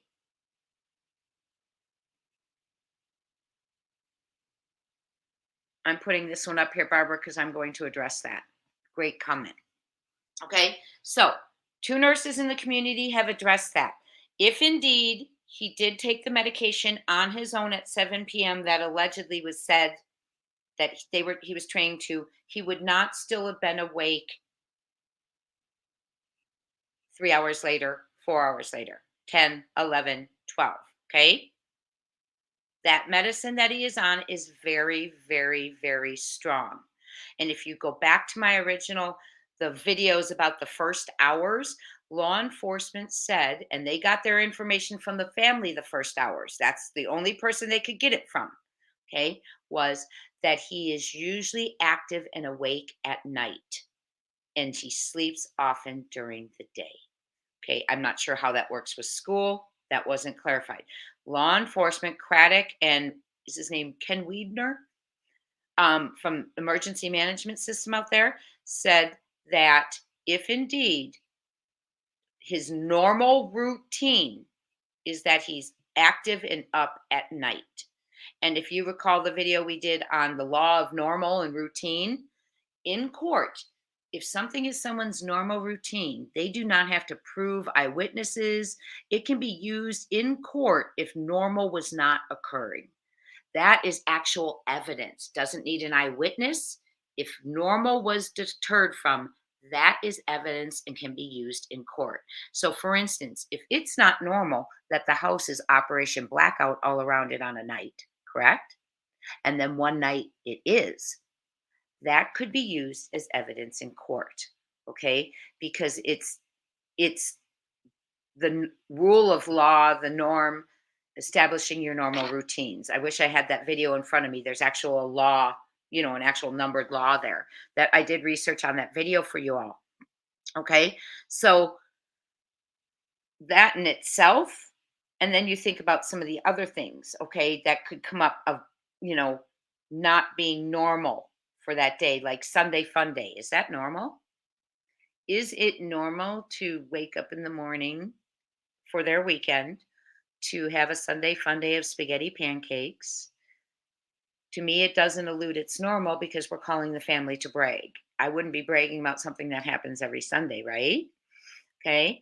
To go to bowling, to go to the bowling arcade playing games, to go to BJ's. Fun fact, colossal popcorn is his favorite. Well, here's a fun fact for you. BJ's in Hendersonville opened up that month. So how he has a favorite, a fun fact, colossal popcorn, I'm not sure. And also I called out there is not colossal popcorn, there is colossal pretzels. Just a little fact, but we are detail oriented, so we're just going to talk about it. Okay? So the meds. Let's get back to the meds real quick. I'm sorry I got off track. So Dog had said they originally came into town, or they originally jumped on the case thinking that Sebastian is still with us. In one of his interviews, he said that they are leaning towards he may not be with us much anymore.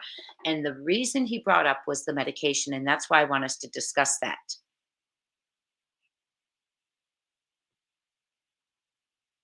And then I'm going to get to comments after this slide before we go back to the next one. Are you guys doing okay? Told you this would be kind of a long study session. Are you hanging in there? You doing okay? Awesome. Okay. So the medication. Dog said that one side of the family is stating there is a sleep medication and another medication that he absolutely requires and needs. Okay. The other side of the family is saying it's a sleep aid and he doesn't take it at my house. We know he takes sleepy time tea there. So if that's the case, and he doesn't take the meds at Seth's house, to me, that isn't meds that, I guess to me, that isn't meds that he's going to not be able to survive being on. Okay. And do you all have different information about that? Different opinions on that? He doesn't take it at dad's. He takes it at mom's. Dad says it's just a sleep med. He started it a few weeks earlier. Wouldn't have been awake if he had taken it in the evening. He was still awake. Is there a second medication? Why do both sides of the family not agree that there's a second medication? And are these medications indicative of Sebastian's survival? And if not, is that the only reason Dog feels he possibly is not with us? Okay. So that's something I can't. I want to know more about the meds. I know it's strong. I know the sleep medicine's strong, but I want to know what meds there actually are. Okay. And now okay. Do we know what though? And why doesn't he take the autism meds at dad's? Right. Because it was the first information to the family, right, Ginger Girl? Okay. I'm going to go through your comments real quick.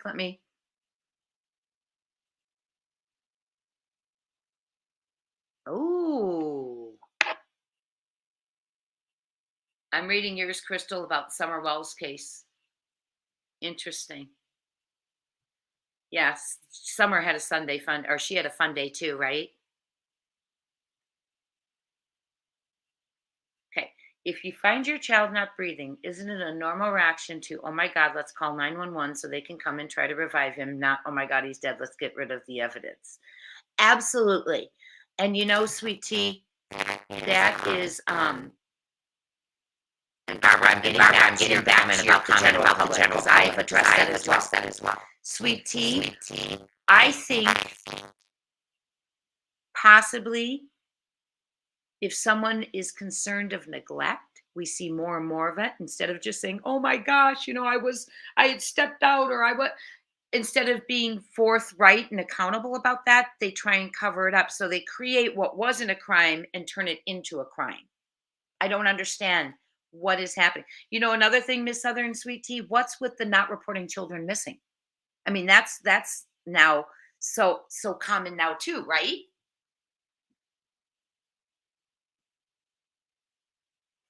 Me- And Mandy, that's also I want to bring up too.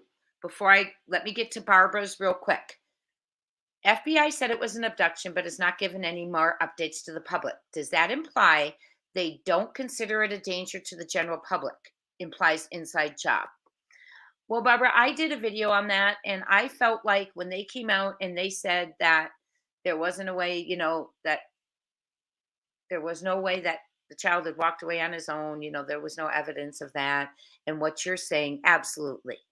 If there was someone in a stranger pulling children out of bed in Hendersonville, I believe that they would need to notify their general public, and they have not. So perhaps the fact that they have not implies that they have information, that it is not some lunatic running around Hendersonville, perhaps that it is someone that Sebastian knew and is close to home, which is usually statistically the answer. And I hope that answers your question. Because by goodness, if there is someone, because you remember they did arrest someone, a perv on the internet, who was communicating with a boy in Hendersonville. I believe he was from Ohio or Indiana. They arrested him and they brought him to Hendersonville. He's being charged. So there is someone who was reaching boys in Hendersonville quite, during this case. Okay, I see what you're saying, Sweet Tea. So you don't think neglect, Sweet Tea, would be enough? Or what if someone's sitting there, let's just throw something out. They're sitting there smoking well, I guess smoking a joint's pretty much illegal everywhere. Let's say they're doing something they shouldn't be doing. Something happens to the child.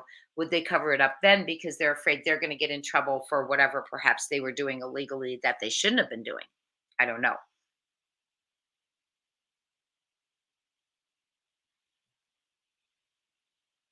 Community out here. It's my opinion. Katie followed Summer's case on YouTube. I have heard that. I also heard that Miss Candace Bly gave some tips for Miss KP, which I thought was very interesting. Who, no offense, I don't know where you stand on the Summer Wells case, but that one's deep in my heart. Michael Vaughn, Summer, and now Sebastian, right? Harmony as well. Oakley. Oh my gosh, there's so many. But Summer's deep in my heart. I just I'm getting a video out on her. Like I said, I'm gonna post something about that they had on TBI that is no longer there. It's there a couple years ago. Very disturbing case. Very, very disturbing case. Yes, both kids were barefoot, both kids from Tennessee, both kids from small town in Tennessee. Both, in my opinion, have the good old boy system going on in Tennessee. A lot of similarities. Neither pair, allegedly, the parents didn't search for either of the children. And also, what I find interesting is that Summer's dad, Don Wells, went and searched for, oh my goodness, that sweet little beaut, Evelyn Boswell. Yes, but didn't search for his own. Okay. So I received a tip in that case that just broke my heart, and I did report it. And, honest to goodness, I don't think they followed up because it would have entailed digging up the yard. And we know that hasn't been happening. Rocco Love, I'm thinking if Katie was being deceptive, she wouldn't have mentioned the thud because most moms would have checked and she didn't. So she added that being truly transparent. It's just a thought. Okay. Okay. Do you think, Rocco, it's possible, though, that she added later the fact that he responded after the thud because she hadn't checked on him?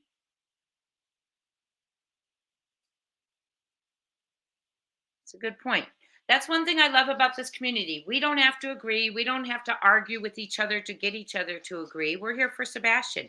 We have all little pieces that we can take from each other that might make a puzzle that fits, right? Might make a puzzle that fits. You all have such great comments. I'm catching up real quick before I go to our next topic. But anyway, like I said, my special ops family, my family member who has trained in special ops and with the Rangers did say that you can contaminate, you can lay a stronger scent around the perimeter in order to deter the dogs from tracking a scent, one of which is bleach, peanut butter, cayenne pepper. Cayenne pepper can knock their scent out for 20 minutes.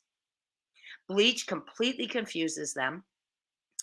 So, I mean, there are ways, and you go around the perimeter. So, if that was done, in my opinion, then what we're saying is Sebastian didn't walk out on his own, because I don't believe he would have prepared the perimeter to deter scent dogs from tracking his scent. Correct? Hi, Caroline Middleton. Hello.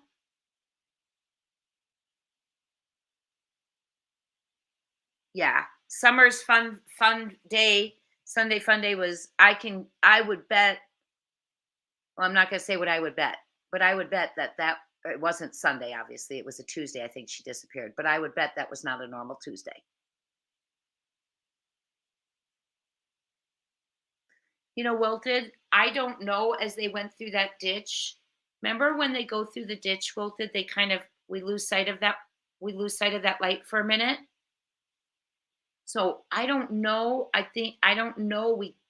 If he was unconscious. The reason that allegedly, if it occurred this way, the thing I want to say is, if it would make more sense to me unconscious, because he wouldn't be making noise and resisting. But if he knows the person or people who allegedly would have come and gotten him, maybe he wouldn't have made noise because he was looking, excited. Maybe they told him it was a journey. I don't know. Maybe that's why, I just don't know. If you want my opinion, I will agree with those who believe possibly he had extra medication to render him a little bit unconscious, if that was indeed the plan and what went down. Okay. And also, going to the meds, my nurses and some of you have figured out, dog thought he wasn't with us anymore because they had never tried to fill those prescriptions. However, you all are so smart, because one of you said, "Hi, Samar, thank you for coming in." One of you said, "Yeah, he probably doesn't take them at mom's either." It's my cough. I have a terrible cough, and I apologize, you guys. Um, what was I getting at? Okay, he feels that he could not maybe be alive or with us. And I hate to say that out loud, Seth, if you're in here, I apologize. Is that because no one has filled those prescriptions? Okay. One thing, several of you have brought up some good points. They could be doubling up on over the counter medicine. They could have turned to street drugs to help him sleep, which I pray to God is not the case. And he's addicted to something, and he's a mess. That just freaks me out.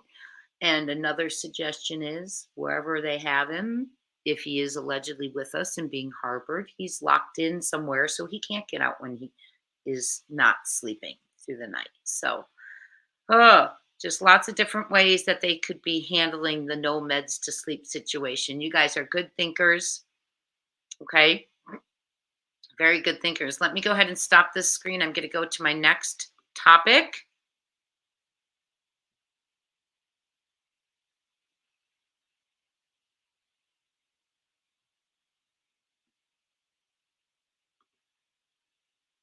Let's go to this one right here. I want to talk to you about this. Okay, oops, hold on. Sorry. We're going to talk about motive first, not motive, location theories, because I have been contacting some places, and I thought you all would like to most likely help me. Let me share my screen. I have been thinking about, where in the world is Sebastian, right? I think we all have been. Where is this boy? And one thing I thought of is locations is group homes for kids with autism. So I'm going to share my screen with you.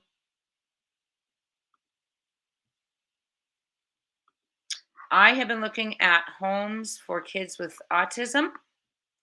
I have sent a few flyers out after making phone calls, and I started doing that when Dog and Nick came in and said that they felt like he was Sebastian still with us. So I started thinking about, well, where in the world, if the child is alive, could they be harboring him other than with maybe a close friend or family member, right? And so, excuse me, let me get a drink some coke. Um, I came up with group homes. One of my one of you said today call them boarding schools. Absolutely. So I looked up one boarding school in Tennessee. It is a residence home for kids with autism and behavioral health issues for kids from Tennessee, but the location is in Utah. So I looked them up, and originally, I believe when I called, the program was only a few weeks, not full time, but it got me bouncing off different ones and sending out flyers. Now, I am going to continue to do that. And if you are interested in, let me go back to you all. If you are interested in assisting in contacting some places, helping out, sending flyers,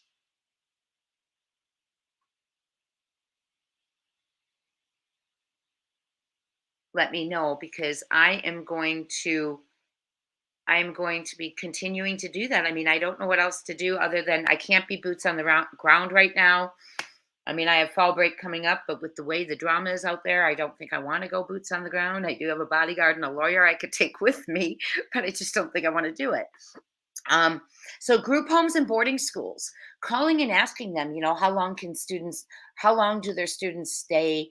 If it's a resident permanent situation, those are the places we want to send the flyers to. So if you're interested in getting on board with me, drop your state, and that we'll assume that's the state you're taking care of or an area that a region you're taking care of. Just let us know. I'm gonna take care of Tennessee, Utah, and possibly Arizona. That's where I am. And if any of you want to take care, and I'll just put that in there, I'm going to take care of Tennessee, Utah, Arizona schools. And if you all want to and so you know what I'm taking care of. If any of you want to take care of any others, let me know. Wait, let me see. I just saw something about Michael. Hold on. Oh, smoking makes the scent hard to tobacco. Yes.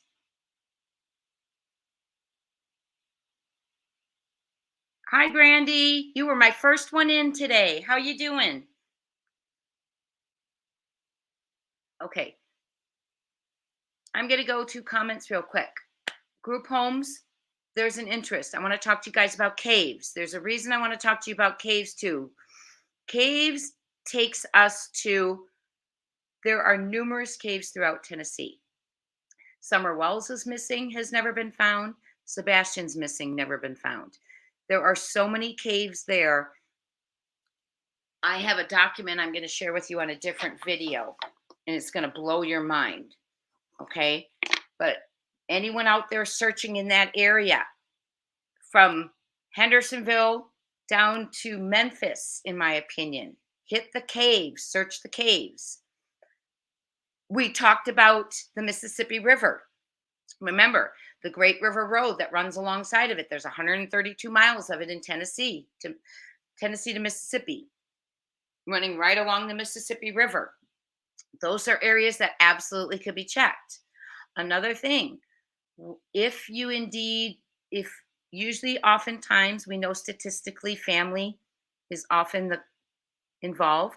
If that is the case here, the kids are usually close to home. Where close to home suggestions do you have? If you recall, I found that magical park that he loved for kids with challenges and autism, and it's out there by Drake's Creek. It was quite close to the Texas Roadhouse. I believe Silver's on the Scene got out there and looked. I do think he saw my video. So you're 50 miles south of Terre Haute. Okay, so you're in Indiana. So, but I do believe that they're often close to home. Okay, we think about it. I don't want to be gross. Harmony Montgomery, she was hauled from home to home. Okay, who else? Kaylee Anthony. Okay, little Kaylee. She was in that neighborhood in the woods. Okay, Evelyn Boswell was found on the family's property. Kids are often found close to home when the families are involved. So that makes me want, if it's someone Sebastian knows allegedly, in my opinion, in their family, he could be close to home. And then another part tells me, what if he's close to the RV home? Because remember, they left quite early on, and I think it was just how, you know, wouldn't a mama possibly go leave and be close to where the child is, allegedly, in my opinion. Okay.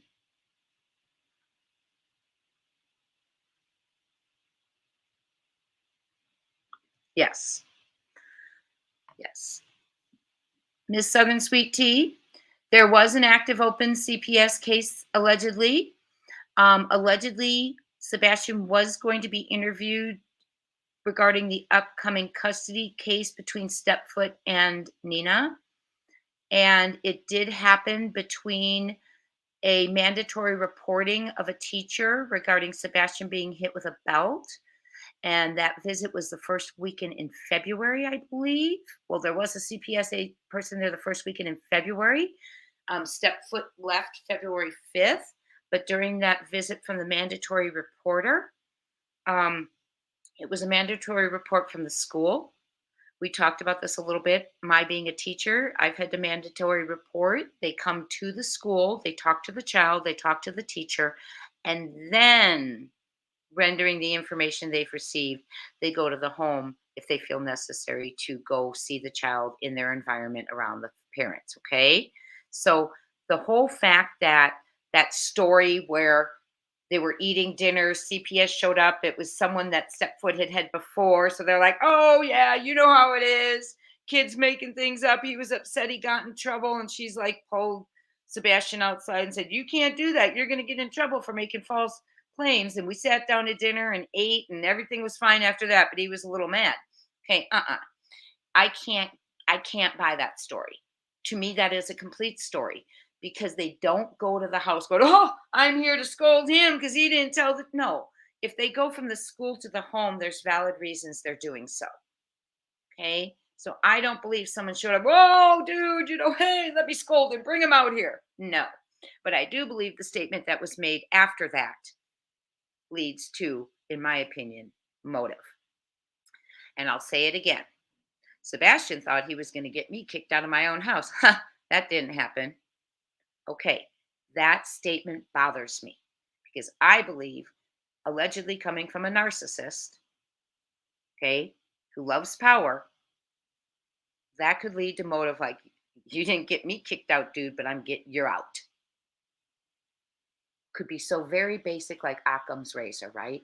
And sometimes something so easy could be true. Something so obvious. Okay. I mean, let's think about that. So, what do you all think about the theories? Let me go through what you're saying. Okay, gotcha. The other medicine is for, okay, thank you for letting us know. And Samantha, is that a medicine that you can go off and on? Take it moms, not take it dads, take it moms, not take it dads. Let me Google it right now. I'm going to Google it right now while you guys are on.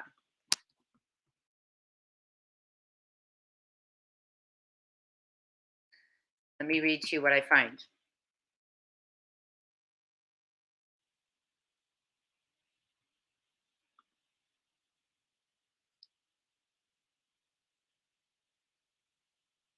Okay, let me share this with you guys. Let's go over this DeGeorge syndrome. Yes, Summer did get to wear her brand new school clothes for kindergarten on the very day she disappeared after getting wet out of what is a horseshoe park? I forget the name of it now. And had her beautiful clothes on. They were for the first day of kindergarten, and they happened to be with them in Grandis's truck, allegedly. Violet Lynn, let me see what you're saying. I didn't get to see.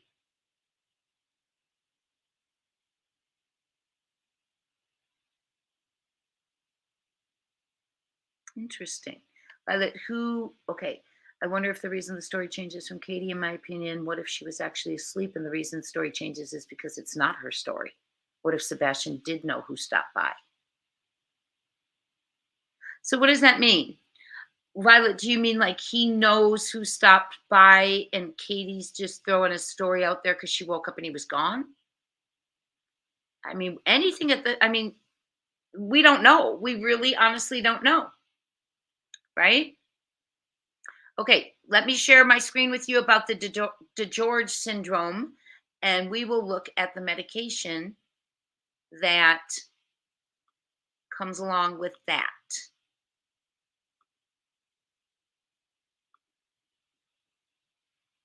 That's not the one. Here we go. I have a nonverbal autistic grandchild, and that is why this case is so very dear to my heart. I always worry about how vulnerable she is. Always worry about it. You know, they are so vulnerable. And I just, it breaks my heart. I tutor um, autistic kids one on one, often in an executive function, helping them keep things organized, get systems into place. They're just amazing. But this case, if you wonder why, well, Jay, why are you covering this case? And this case, the moment I heard autistic, because of my baby girl, my granddaughter. So I'm her Gigi, and I love her more than I love life itself. And they're vulnerable, and we need to protect these kids, all the kids, right? Okay, let's go over the medicine. I'm just doing a quick AI overview. Okay, we can get more into it if you want to. Okay, DeGeorge syndrome. Medicine and treatments include antibiotics. Okay, that wouldn't be life threatening. Calcium supplements to treat low calcium levels. Okay, would not be life threatening. Vitamin D, not life threatening. Regenerative therapy, surgically implanted thymic tissue to help reconstitute, excuse me, guys, to help reconstitute immunity in children who are no. Antipsychotics and antidepressants may be effective for treating psychiatric conditions like psychosis, mood disorders, and anxiety disorders. So that very well could be it, and that would be something he should not be going off and on of. So if that is what he is taking, how do we justify that my child takes it when he's with me because he needs it, but when he comes to my house, I don't give it to him. He doesn't need it. That's what we have to discuss. Another one is asenapine, a neuroleptic medication that may be a reasonable choice for treatment resistant psychoses. So, what do you think, friends? Is that medication,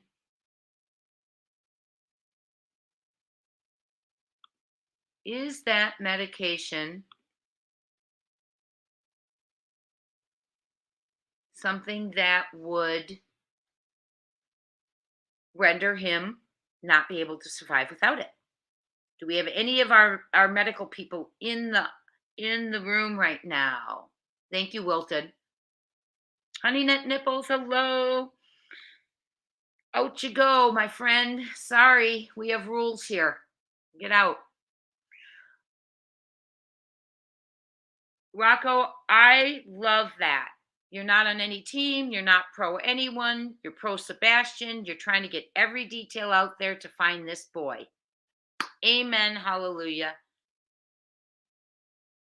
You know, I didn't, and you know what? To me, it's not about pro or con. It's about kind of the way people have represented themselves that obviously you can't help but not look. Oh, you can buy those drugs easily on the street. See, every possibility is how we'll find him. It's about Sebastian. We are all team Sebastian. Absolutely. Oh, okay. Sam, that would be the best case scenario, wouldn't it? I would just, that would be so wonderful.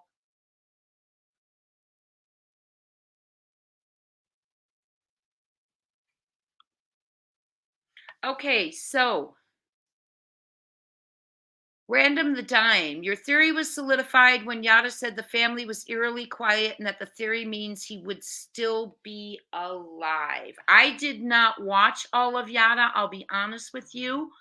I got to the point where she was talking about when mom was, or when Kay was like 17, 18, and then Seth asking for grandpa's hand in marriage, and she alluded to that KP had a different boyfriend that wasn't Seth. So I have not delved back into that, and I actually will get back to that interview. But if you can clarify for me what you mean, the theory means he would still be alive. Just kind of clarify, give me a quick synopsis of what Yada said about that, because I did not finish that. I will go back to it. I apologize. I just was a busy week. Anyone else find it odd that KP did not contact her family as soon as Sebastian went missing? Absolutely, I do. And I find it even odder as someone who has um, a father who I am divorced from of my child. Anything that would ever happen to my child if he was missing, my first call would be to the father. Do you know where he is? Did he talk to him? Have you seen him? That did not occur. Not 911, the sheriff's office was called before ever finding out if your child had made it to your father's house, if somehow had gotten there. That to me is weird. That to me is really weird. Mine would have been at my son at 15 years old, would have been a call to his dad. Do you have him? Did he call you? Do you know where he is? Immediately before I ever reached out to 911, or in this case, the sheriff's office. Now, I love Sam R. You give me hope. You think someone else is looking after him, like hundreds of miles away. Best case scenario, I want that so badly. I really do. I want that so badly. And yes, I find it odd that she didn't reach out to family. I find it odd that she did not reach out to Seth. I find it odd that Stepfoot sent a text message to Seth rather than Katie. I find it odd. I find it odd that a call was not made directly to the jail the minute you found out he was missing and couldn't find him right there, to say, when Seth didn't respond to the text, to say, we need to speak to him. It's an emergency. We can't find his child. Seth comes to the phone. Have you heard from Sebastian? Do you have Sebastian? Did he show up there last night? None of that occurred. Instead, it was a text message that said, don't be mad. Or 911. And then as soon as he called, he said, don't be mad. Why would you be mad? Obviously, because you lost my child, but mad means responsibility of some sort, correct? If I say to someone, don't be mad, I'm saying that because I possibly have some accountability and I'm trying to lighten the blow, right? I don't know. So, yes, Ginger Girl, totally do.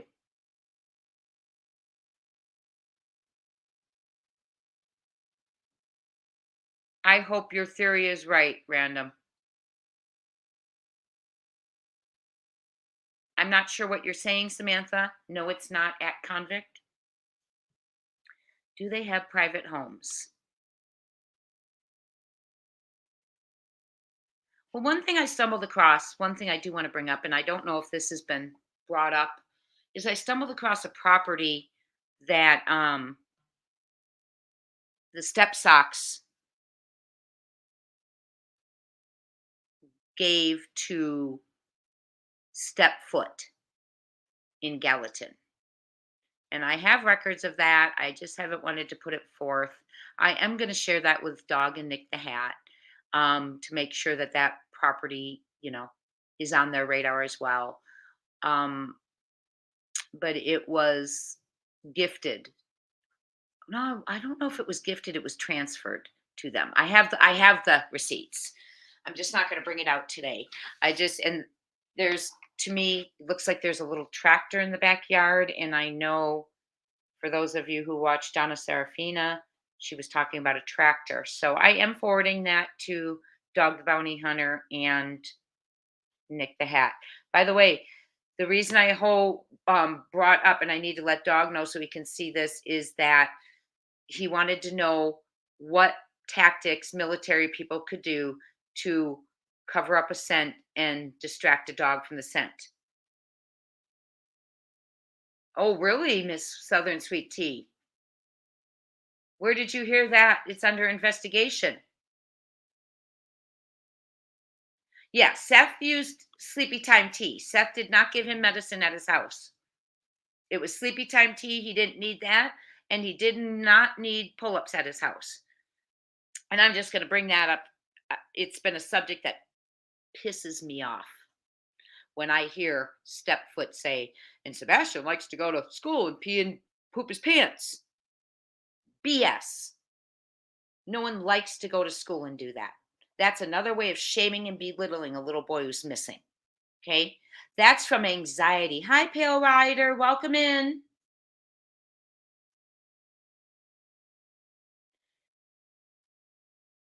I'm going to put your comment up there because that's a great one for us to address.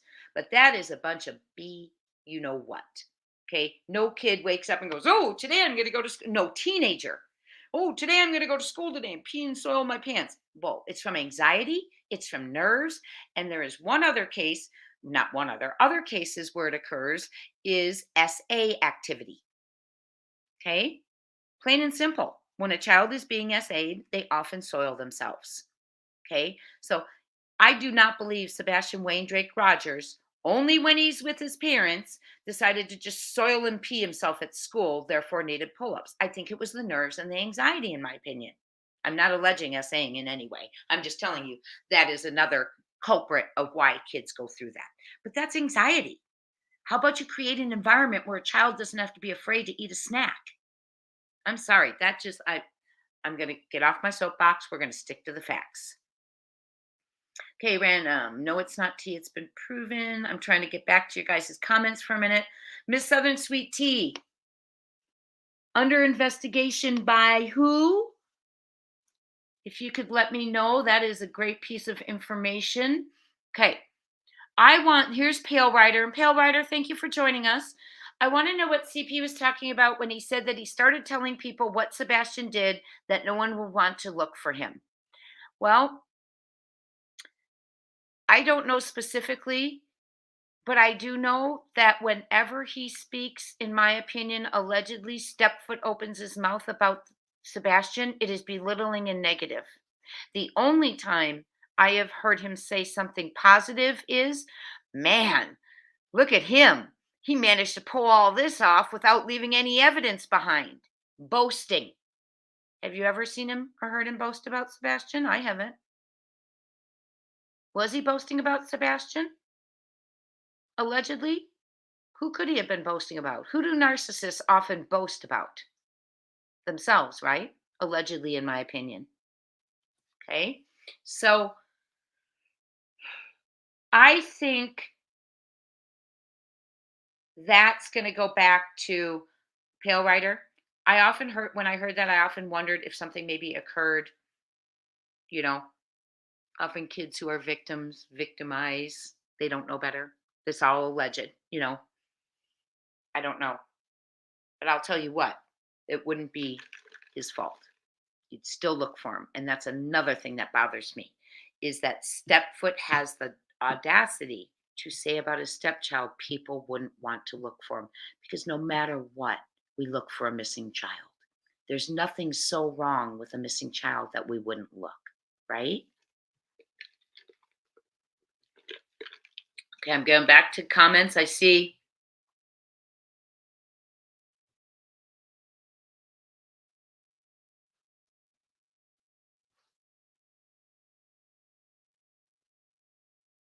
Mandy, I hope I answered your question about the meds. Seth at his house just gave sleepy time tea. He did not give the other autism med. Okay, here we go. If one parent, T niece has a great comment I want to share. If one parent didn't give the physician's ordered RX meds, that is neglect. 100, the withdrawals are brutal from my perspective as an autism mama to a 30-year-old. Thank you, T niece, for sharing that. Are you referring to let me pull that, to the DeGeorge syndrome medication?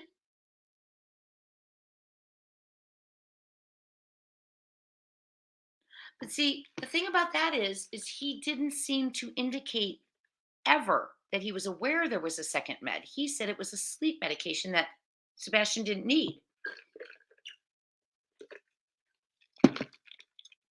You all are amazing. Yeah. Pale Rider, we all want to know why you said Sebastian wouldn't be found. That's what I was getting to. Do you all remember the case of that's what I was getting to? Oh, bad actors. Hi. Great comment. I love it. Hi, Roxy's World.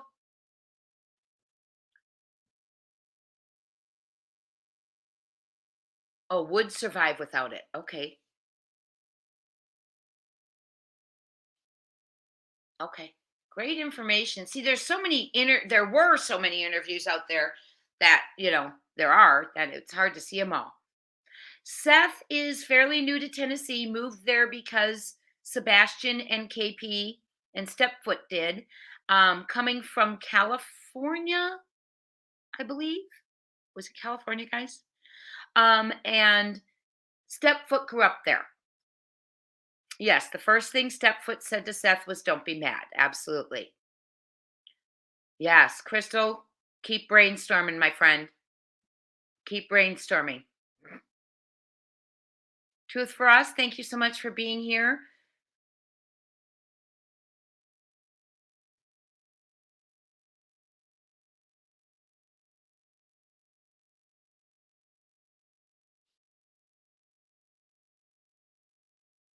Okay, Violet Wynn, I'm going to get back to yours in just a second. Okay, why did he say Sebastian would never be found?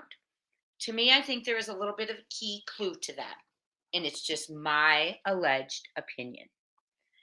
I believe Stepfoot to be a narcissist. Okay.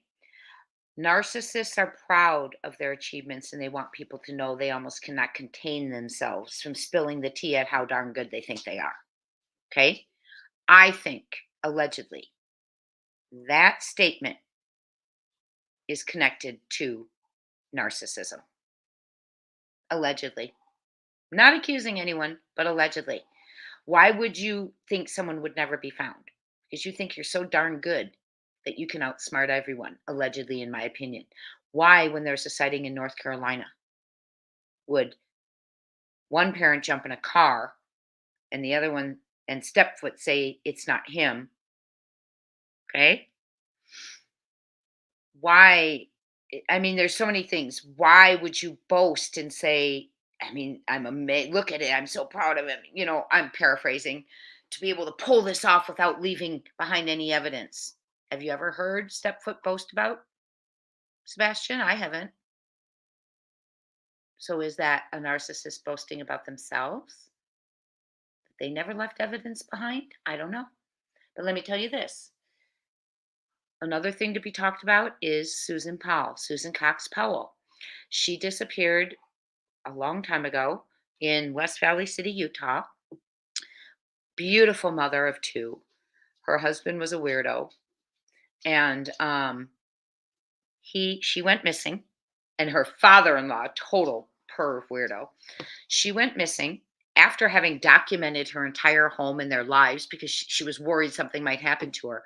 But after she was missing, her husband was the only ever suspect, but never named a suspect. Okay, and he tells a coworker at a party, "Hey, if I was going to hide a body, I'd hide it in a cave. Never find it there. Police would never find it there." Pause. That's where I go to the caves of Tennessee. Okay.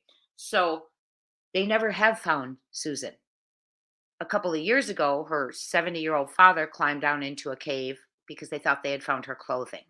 It's just I have a video on the case. It might have been a live. I'm not sure if it was a live show or a video, but go back and watch. I am planning on revisiting her case after I get to you Summer Wells. You also all wanted the Donna Adelson trial updates and things. So and Rose Bly, but I want to get to that one as well. So the caves are a concern for me because when we talk about summer and we talk about Sebastian and we talk about Holland Snap and we talk about all these kids in Tennessee that have not been found. And well, obviously, but did you know Tennessee, even though I believe it's Mississippi that's called like the state of the caves, did you know that Tennessee has more caves than any other state in the United States? Yes, not not all of them have been marked and identified yet, but there are over 11,000 of them that have been marked and identified. So, and that is like half the state. The other half has not yet been completely identified. So, I think caves, when I think of Stephen Powell saying that, and sure enough, they're looking in caves for her still 10 years later. Okay. Over 10 years. They're looking in caves for her still. And with there being that many caves out there, I really think that that could be why we are having such a darn hard time finding Sebastian, possibly allegedly, if he's not with us, and Summer. Could it be a cave, friends?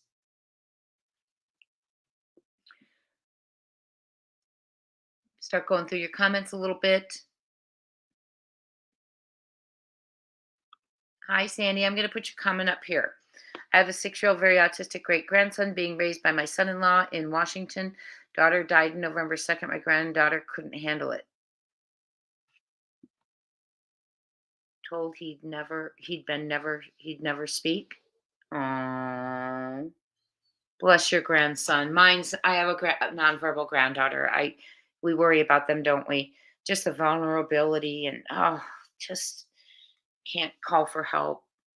I worry every day. I pray all the time that she will be protected and covered. Very sad. Very sad. Okay, you have a criminal justice degree. Fantastic, Random the Dime. We need you. Thank you for being a part of our community. Kim Eggleston, welcome in.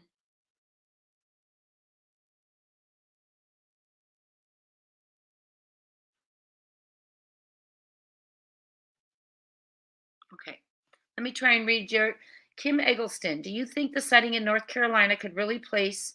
There were relatives there. Maybe they have himself have been him. I saw some. I saw the. Maybe I'm misunderstanding you. Excuse me. Sorry, kids or guys. Like I'm talking to my students. Sorry, kids. Um, I saw the picture of the boy that they thought it was. He looked quite a bit like Sebastian, but not enough to be Sebastian. I saw him standing at a Christmas tree with his family. So I would have to say that that's probably not likely. Kim? Yeah, Crystal, there was no question. Oh, Seth, is he with you? That's not normal. Would you really put your neck out and report a child missing before you called the other parent who you may have or who may have them? Oh, yes. Yada did the part I saw, she did say there was an aunt and an uncle that she's very close to that are out in NC.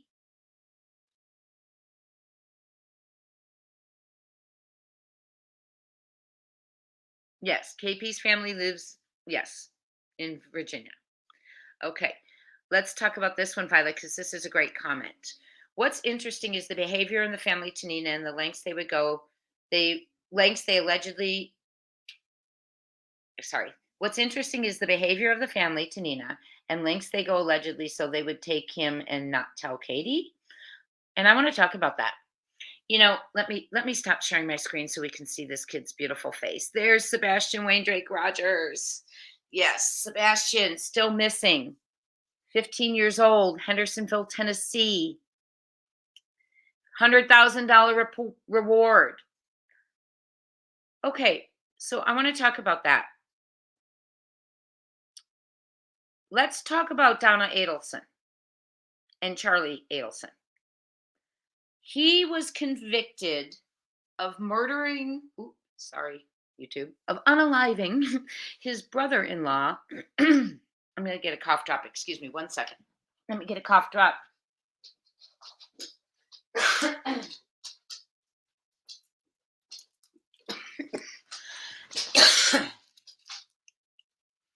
He was convicted of unaliving his brother in law over custody. His sister divorced Dan Markel. Dan was a lawyer in Tallahassee. They wanted Wendy, their sister and daughter, to move to South Florida with them, but you couldn't. Dan's working in Tallahassee and didn't have a job there, and it's quite a drive, so she couldn't be with her family. She had to be, out where Dan was. And so allegedly, Charlie, the brother, hired a hit person to take him down in his own driveway and kill him, unalive him for a so Wendy could move to South Florida with the family and the kids. Okay. Not only that, not bad enough, in comes Grandma. Grandma is now being on trial, charged with co-conspiracy with Charlie to put a hit out and take out Dan Markel, all over custody. Custody crimes, right? Okay. Then we have the misfits. What are they? The God's misfits. The two girls, Jillian and, oh goodness, I'm sorry I'm bringing it up and I don't know. The two moms, they were heading out to go to the birthday party, and I'm so behind on comments. I'm so sorry. I'm so behind on comments. And I will catch up before we get off of here. Promise. Hi, Positive Hope. Thank you for being here. Anyone else that I have not personally welcomed, I will. Lisa Opinion, thank you so much. Yes, love your comment. Love your comment. Okay.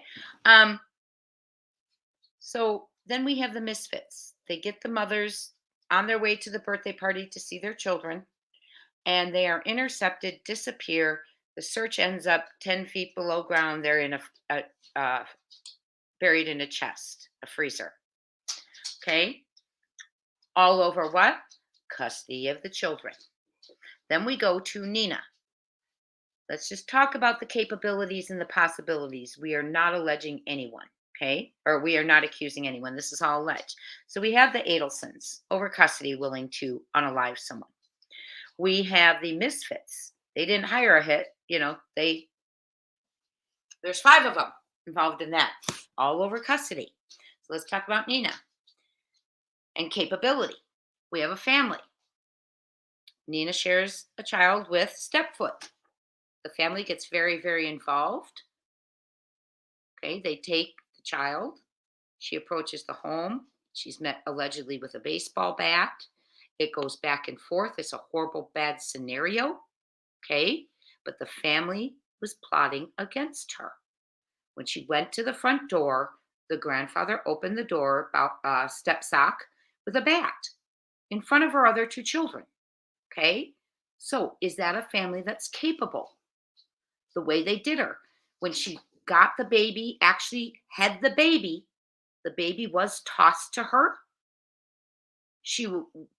Stepfoot's sister allegedly said, run over her.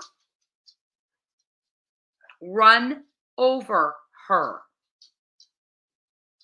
The mother of her niece. Okay. And then when she jumped back, got in the car, took off with, I believe she said, her father and her to get the heck out of town. They were driving 80 some miles an hour down the highway trying to get away from the family, the step socks and the Stepfoots allegedly, who were following them.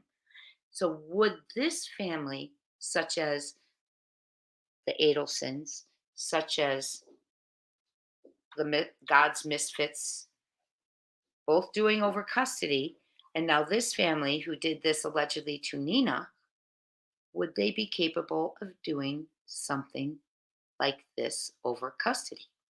Whose custody, you say? Well, there's a custody case coming up. Okay. Sebastian was supposed to allegedly be interviewed regarding that custody case. We now see a family who's the 5th one on trial, the mother now, 2nd family member, 5th one on trial for a custody unaliving. Okay. We have mothers buried in an ice chest over custody.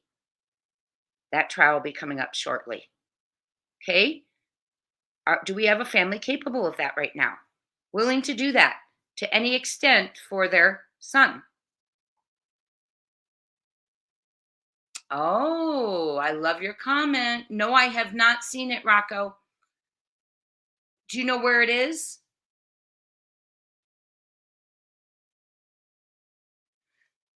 Mandy? Sorry, guys. Let me get my. Mm-hmm. Sorry, my cough dropped. We're gonna have to get off of here in about a few minutes. My throat's giving up on me, and I got to teach tomorrow. But I'm having so much fun with you all. Okay, Roxy, great one. One CPS case is too many, let alone multiple in different states. And I do recall that interview too, where Stepfoot said, "Oh yeah, I've had CPS calls cases in what did he say, New Mexico and here." So absolutely. Oh, that would be great, Rocco. I can dig too. I can dig too. Oh, a lot of videos have been deleted. I know, and a lot of them are in members only. By the way, we have memberships now. Go to the poll in the community. I am going to be starting a cold case crew. That's one of my memberships. And hit the like button. Keep coming back. We are going to continue with our documents on studying Sebastian Wayne Drake Rogers. I'm trying to go through your comments right now. Okay, so it's leaked and cropped. Okay. Oh, thanks, Samantha. Yeah, if you could forward that to me, my email, let me put my email in the link. If you find anything, I would appreciate you all. Thank you. Or if anything comes up tomorrow when I'm at work. Okay, so as far as Yara goes, I did not, like I said, I did not get to see that whole interview. Yes, Tooth Thrust, be a hero. Come forward. You talk, you'll walk. Absolutely. So I did not get to see all of Yara's. Was there anything? mm, Was there anything that Yara said? Oh, trying to destroy her credibility before the custody. When is their new custody date? Oh, Dog's lawyer's on it. Awesome. I know Dog mentioned that. Yes, I do recall Dog mentioning that. Okay. So, excuse me. Do we know when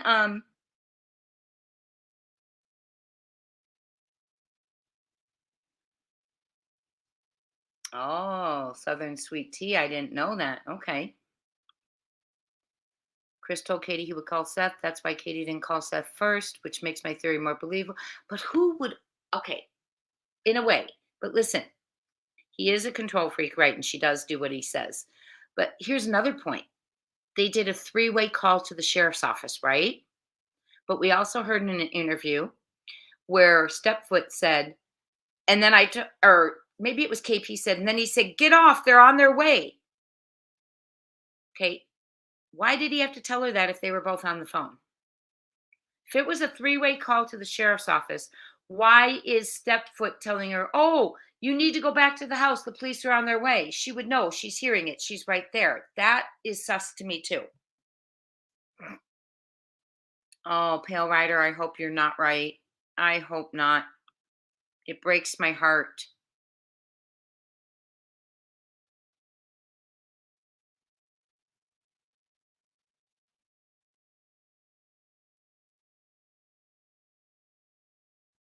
Mm, mm. How I have no words. Hi, Brandy Smith. How are you? I have no words. Or hiding it from her could be too. I often wondered that too.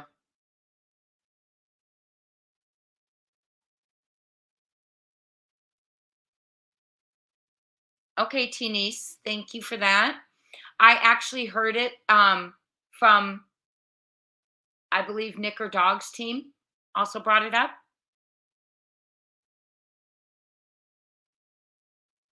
He did lose his motion to seal the case. Ooh, that's good to know. There's another point I want to bring up. Asha degree, decades, Now they have 2 suspects, and the search warrant affidavit's already been released. Why is the landfill search warrant not been released? What about the search warrant to the landfill? That's on my list to be poking at this week. Has that been sealed? Can we get it? Hi, Lisa King. That's not a mother. A mother doesn't. A mother doesn't. A mother, I mean, I could go a million times. Oh, she was on hold, Mandy? Okay. You found it? Thank you. I dropped my email. Would you mind emailing that to me, Lisa Opinion?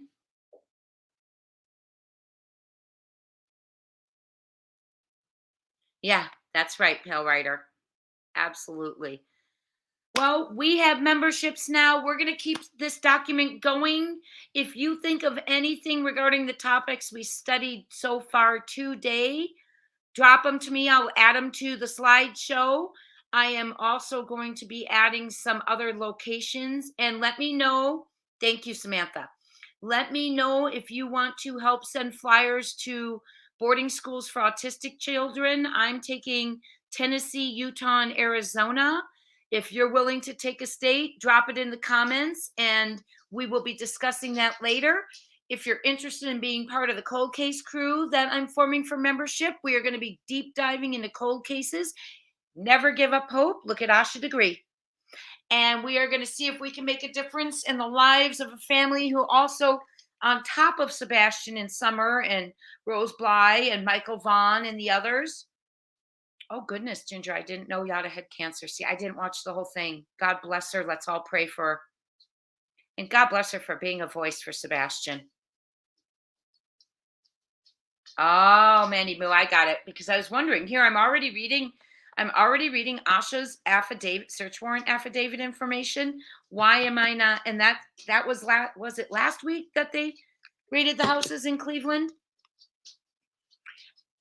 County, excuse me. And now, and we still don't see the search warrant affidavit for the landfill search in Kentucky in Sebastian's case. Okay, kiddos, everyone, I have golden doodles who want to go outside. We will be doing lives on the weekends. I appreciate all of you. If you need to get in touch with me or have information, drop a comment, send me an email, and let's remember, this is about Sebastian Wayne Drake Rogers. We're not team anyone except for Team Sebastian. Prayers up, my friends. Thank you so much for being here. God bless. Talk soon.